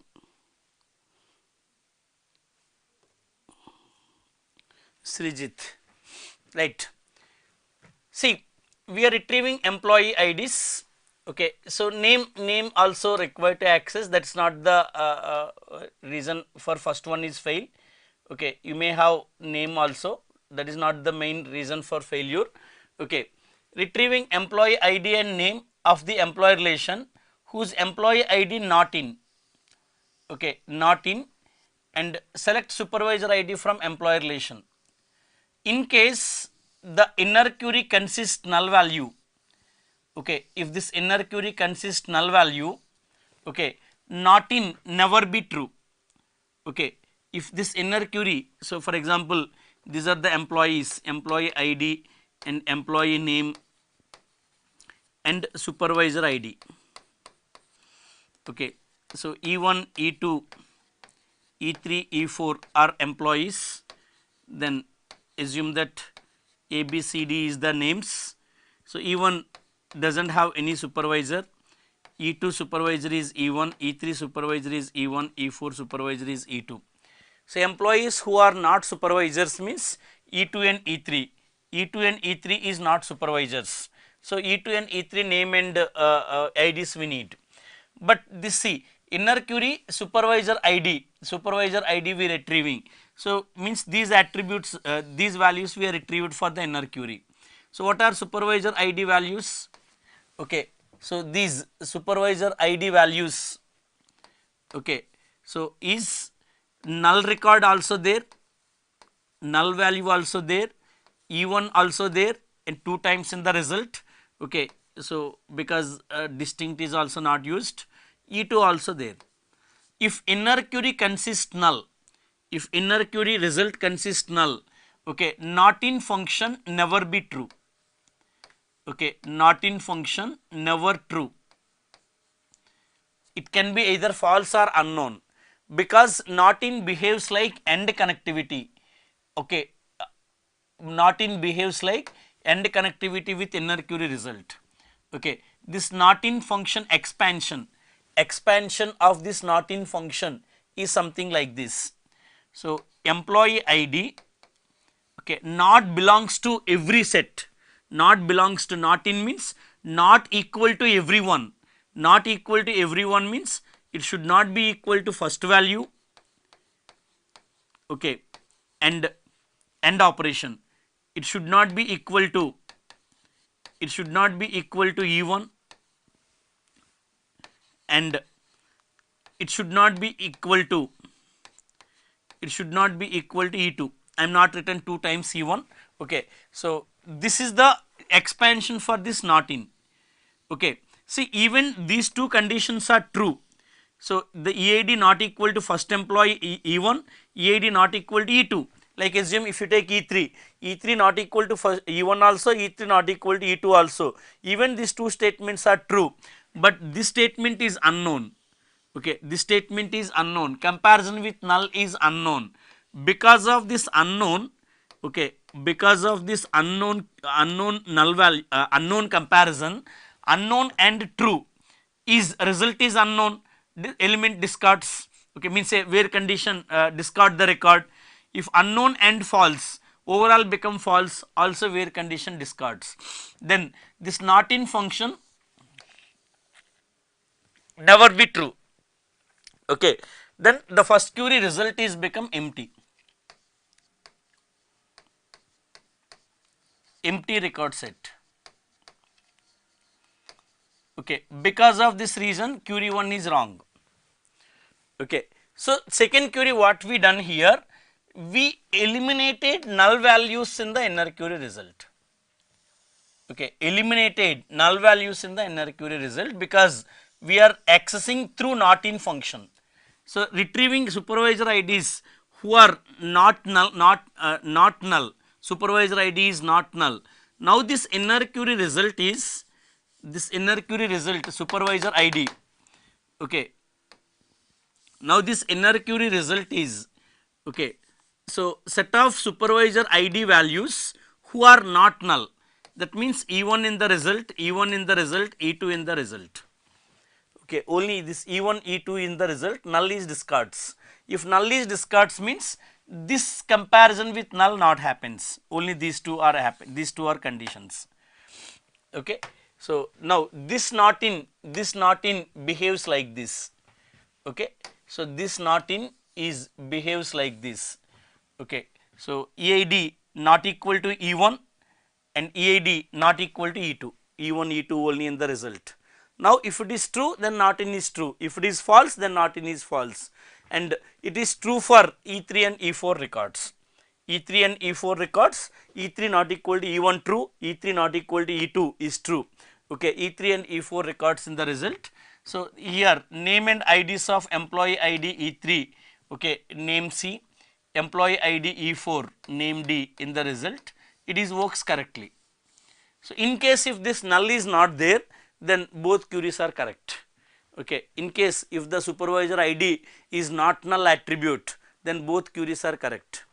Okay, so if inner query result empty, sorry, a null value, not empty, null value, if inner query result, if inner query result consist null value not in function as well as all function, not in function as well as all function, these two functions. Okay,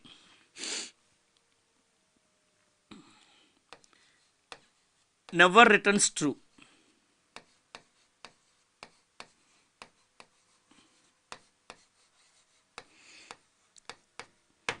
Okay, either returns false or unknown. Okay,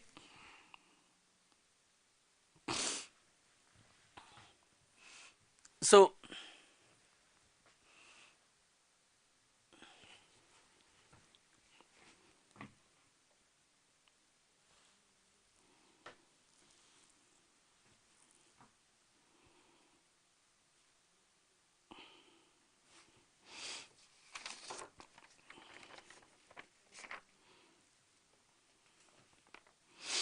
Okay.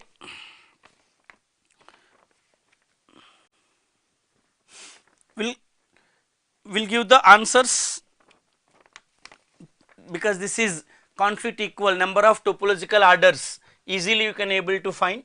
Okay, try this question later, try this question later. Okay, so 10 conflict equal serial orders, 10 conflict equal serial orders. Okay, so because it's becoming delay and right, it is take this question later. Okay, try this later, but see, almost from last 5 years, okay, 3 to 4 times is given question related to conflict serialization. It is not negligible.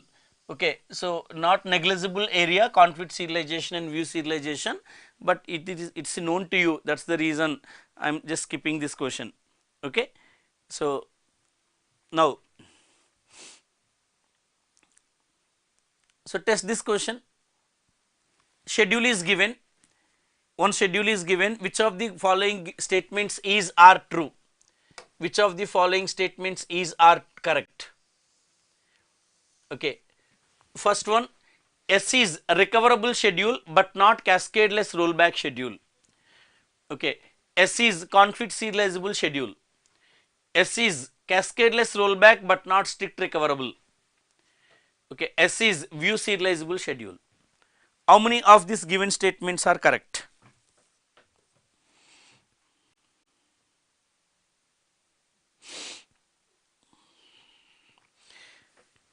Difference between wound weight and weight die, very good. Okay, I also have that plan because many messages came. Okay, so explain wound weight and weight die, it's very small protocol, so I have that question. Okay, that question we're going to solve. Srijit, very small 5 minutes topic only, so that we will discuss.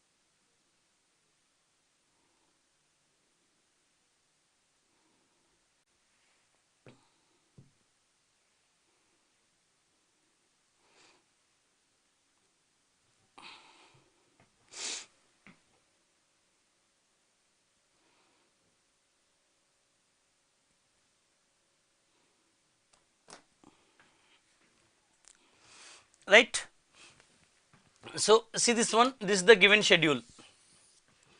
Okay, this is the given schedule. I think you have idea, just recollect. So recoverable, irrecoverable, cascade and strict recoverable. If one transaction writes the data and that updated data reads by other transaction, that means uncommitted read, dirty read. Okay, uncommitted read, dirty read.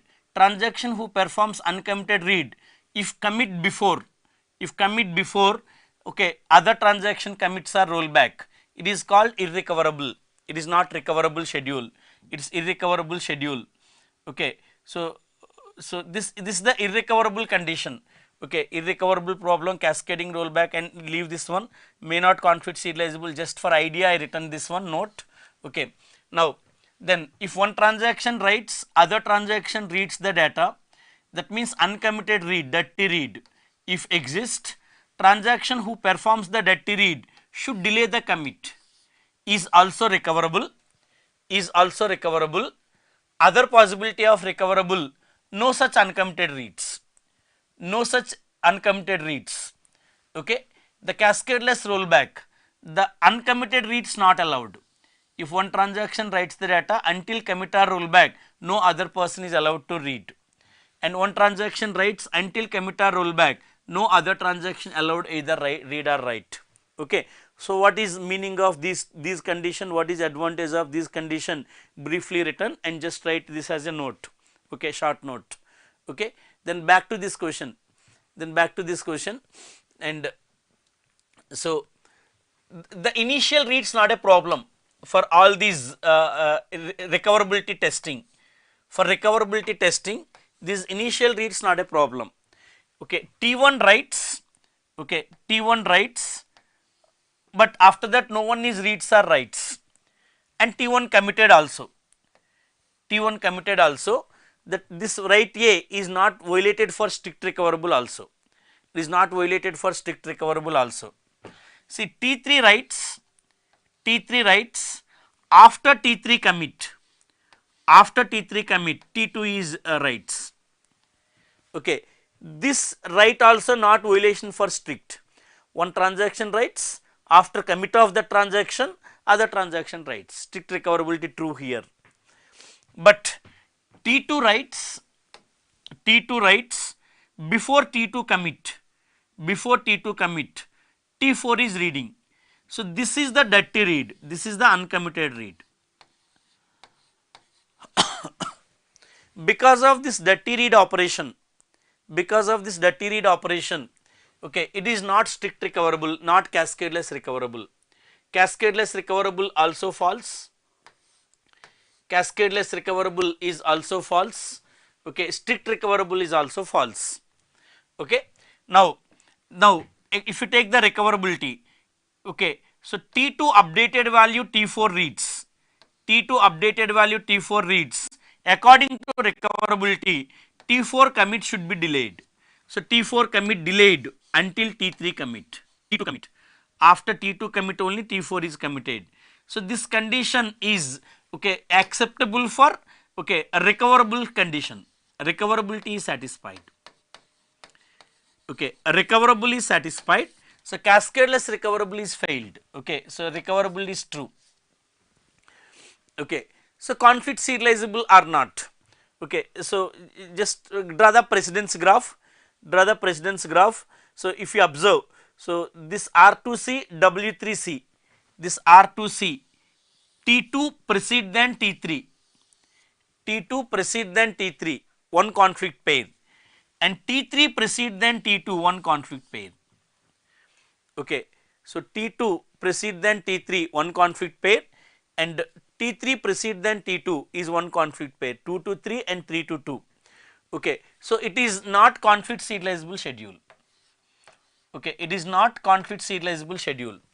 Then the finally test for view serialization, because not conflict serializable, still there may be a chance that view serializable.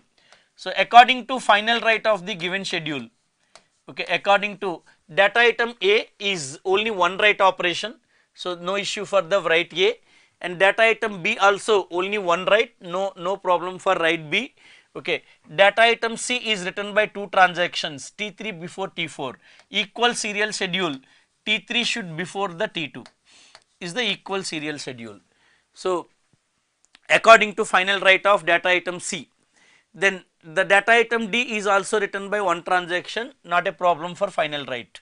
Then if you think about initial read, if you think about initial read, so R1 reads and R1 only writes, not a problem.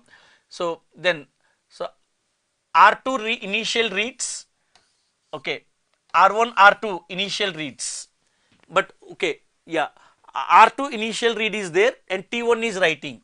To satisfy this initial read, T2 before T1, equal serial schedule, T2 must before T1. Okay, so far is no violation. Okay, so to satisfy this initial read in the equal serial order, T2 should execute before T1. Then this initial read not an issue because no one is writes the B. Then if you come to this initial read of R3, R3C is the initial read. R3C is reading, T3 is reading, and T2 and T3 and T2 is writing. Okay, so to satisfy this initial read, T3 should before T2, T3 should execute before T2. So T3 should execute before the transaction. Okay, so this T2, then only initial read will satisfy. It is also true, it is also true so far. Then after that, no, there is one more read, it is updated read. This updated read, according to this updated read, T2 should be reads the T. Okay, so updated read. Okay, T2 read write operation, T4 reads.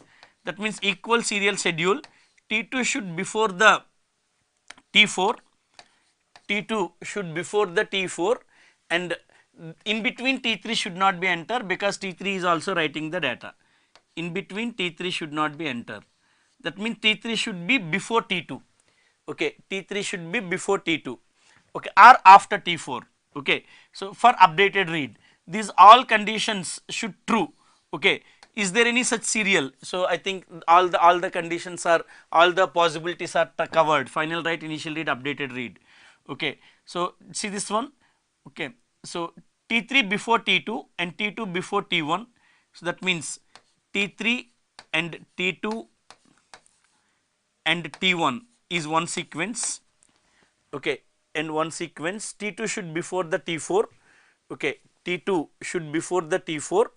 Okay, so T4 should be after T2. Okay, after T2. Okay, so and no other condition for the T4, right? Okay, only one condition for the fourth transaction. Okay, fourth transaction performs only R2 R4C. Okay, so that means, so this T4 should be after T2. After T2 means it can be here also or it can be here also.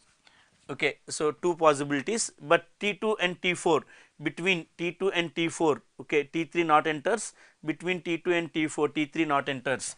Two serial orders are there, two equal serial orders are there, T3, T2, T4, T1. Okay, T4, T1, one view equal serial order, T3, T2, T1, T4, one other view equal serial order.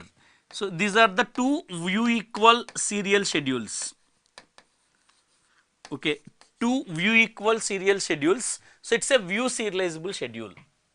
It is not conflict serializable, but it's a view serializable schedule. Okay, so answer to this question is option A and D.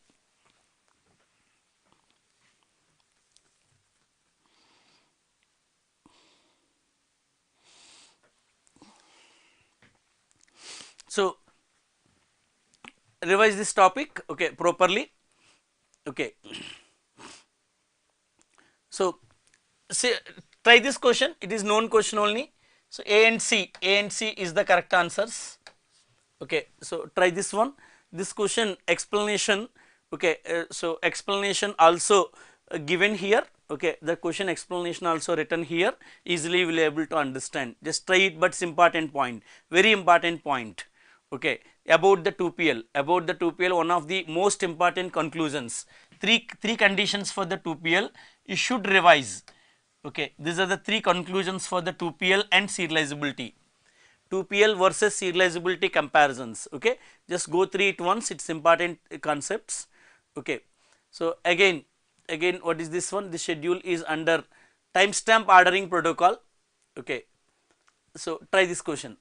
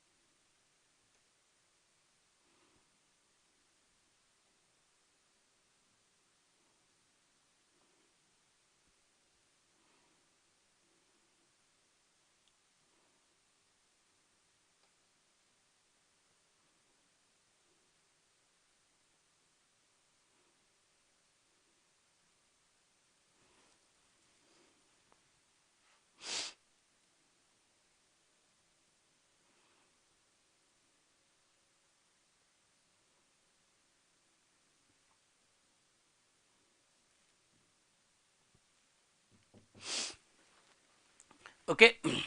So schedule is given, this is the given schedule.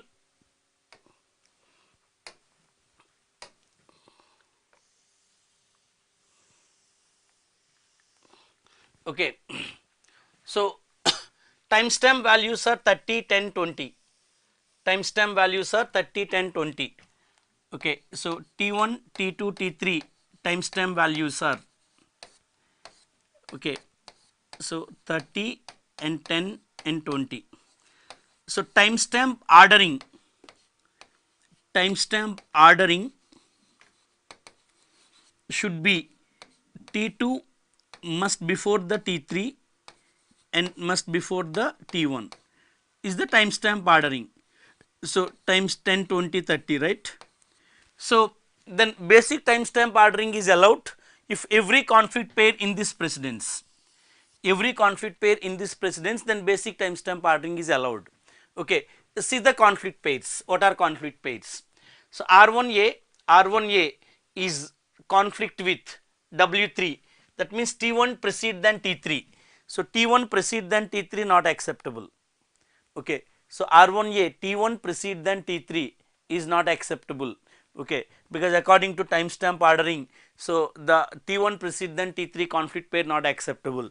Whatever the timestamp ordering is given, those conflict pairs only acceptable for basic timestamp ordering. Okay, so T2 can precede than T3, or T3 can precede than the T1, or T2 can precede than the T1. Okay, I am not saying this schedule is equal to this.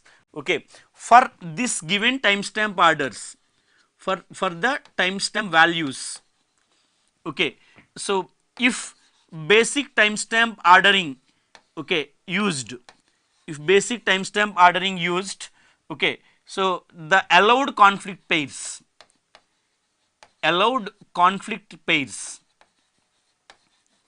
should be based on the timestamp orders. So but conflict pairs are T1 precede then T3, it is not based on the timestamp order. Okay, so then basic timestamp order, the schedule is allowed under basic timestamp ordering protocol is not correct. Then Thomas-Wright rule timestamp ordering protocol. Okay, so in Thomas-Wright rule, if Younger transaction writes the data, then older transaction read request exists, then roll back. Okay, then if Younger transaction only writes the data, then older transaction update the data item. Okay, then it is ignore. Okay, if Younger transaction already reads the data and older transaction writes the requesting to for writing the data is also rollback. Okay, so based on that, just check this one. Okay, so the T1 read. Okay, so these are the timestamp orders for Thomas-Wright rule. So T1 and I'm just writing this order, it become easier for us. Okay, so easy for testing. T2 and T3 and T1 is the timestamp values. According to timestamp values, I written here, right? T1 is 30, right? So now T1 is Younger. Okay, so then T1 reads A. T1 reads A is reads X is no violation so far. Then after T1 is reads, after T1 is the youngest, after T1 is reads. Okay, so T2 read, T3 read, those are acceptable. Okay, so T2, okay, so T2 read Y and T3 read Y, these are acceptable. Okay, then T1 write X, is also acceptable. Then after that T3 is write X. Younger is already reads the data, then older transaction write of the X is not acceptable for Thomas-Wright rule also. For Thomas-Wright rule also it is not allowed. Okay, for Thomas-Wright rule is also the schedule is not allowed because Younger transaction already reads the data, older transaction requesting for write is getting rollback. Okay, so Thomas-Wright rule, the schedule not allowed under any of the basic timestamp adder as well as Thomas Wright rule.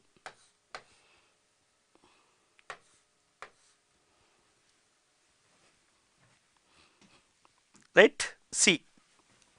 Okay, last question. Okay, last question, I will close the session. And so weight die and wound weight protocol, many are asking about this one. So let's see, weight die and wound weight protocol, simple definition. Okay, it is basically meant for deadlock and starvation prevention. Deadlock and starvation prevention, these two protocols are meant for deadlock and starvation prevention. Okay, so the timestamp ordering we use for the locking protocols to prevent the deadlock, okay, and as well as starvation. So assume that timestamp value of Ti less than timestamp value of Tj, that means Ti is older transaction, Tj is younger transaction. Okay, so Ti is older transaction, Tj is younger transaction. Okay, it is not precedent conflict pair, resource allocation, a resource allocation edge. Okay, a resource allocation edge, like assume C. So this write the transactions in ascending order of their timestamps. Write the transactions in ascending order of their timestamp, older to younger. Okay, see the first term is wait, na? First term is wait. That means if older transaction required a resource which is held by younger transaction, then older transaction allowed for wait. If younger transaction required a resource which hold by the older transaction, die means kill.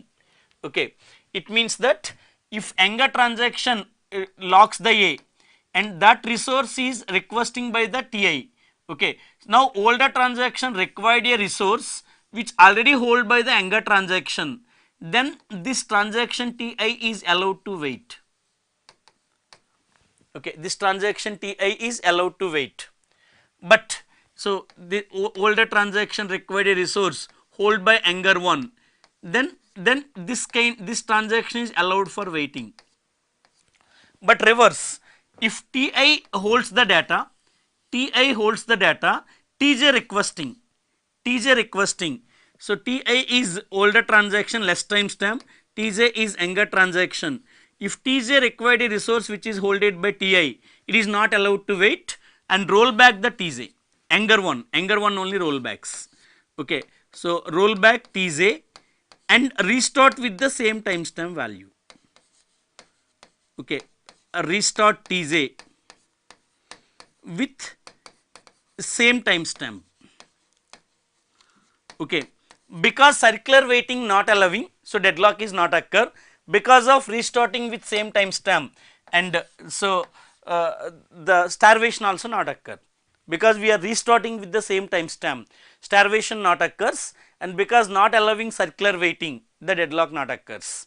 Okay, so these are the wait die protocol. So very easy to remember. So first term is wait and second term is die. Older required a resource hold by younger, okay, allowed to wait. Okay, younger required a resource hold by older, okay, then not allowed to wait. Okay, so that means here roll back the younger transaction. Roll back the younger transaction, that means the younger person not allowed to wait for a resource which is holded by the older transaction is the wait die. The wound weight is reverse to this. Okay, wound weight, second term is wait, first term is wound, means equivalent meaning of kill. Okay, so it is first one is kills. That means if older transaction and this is the younger transaction, if older transaction required a resource hold by the younger transaction, okay, then kill younger transaction, roll back Tj, and restart with same timestamp,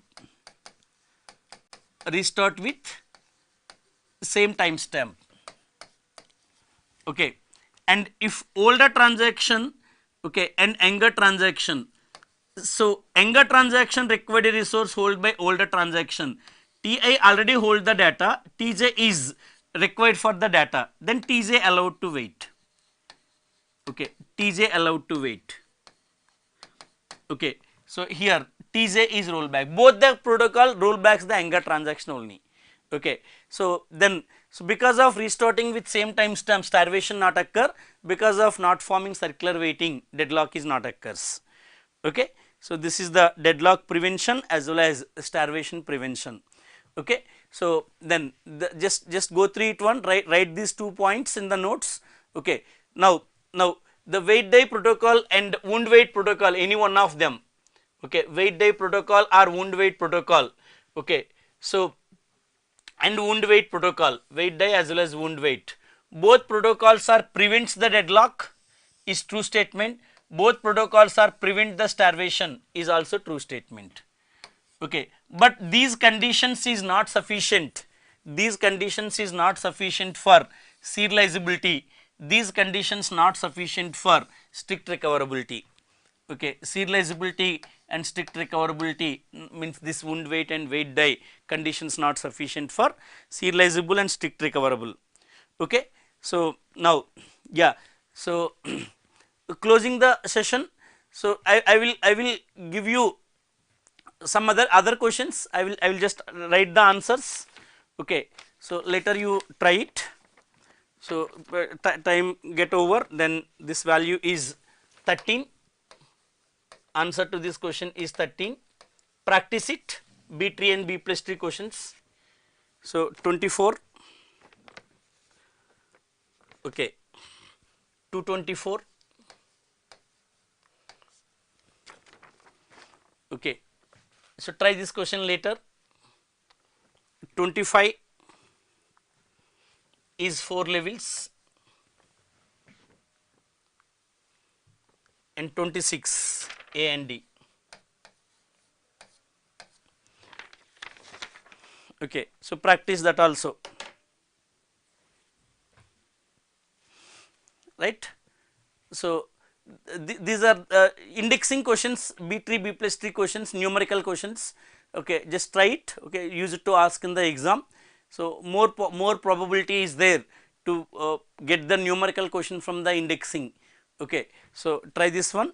This is all about the GTQ session of DBMS, and so if any further assistance before your examination or any suggestion or anything required, please feel free to message me or mail me. We will discuss whatever the problem you are facing at the last moment. Okay, so I am free now, right now. Right now you are so busy, but as a teacher we are free this time na. So syllabus and all completed. I am free anytime you can message. Okay, so I will max to max immediately I will reply. Okay, so feel means say obviously tension is there, like little pressure is there about the exam and all. Okay, but the tension should not harm your concentration, that much tension should not be should not be there. Okay, so some tension should be there, so that you will wake up early and you will study, you will sit long time, and that make the things going right. Okay, so for that also tension required, right. So until that the tension is okay, bearable tension is okay, but because of a tension you are not able to study properly or not able to concentrate properly, that much don't try to avoid that kind of pressure. Okay, so all the very best, and so after gate examination, so please send the questions and all to our Medici team. Thank you all, and like and subscribe the video also. Those who are watching till this point, I think you are all you should like and subscribe the Medici YouTube channel. So thank you so much. This is all about today's class.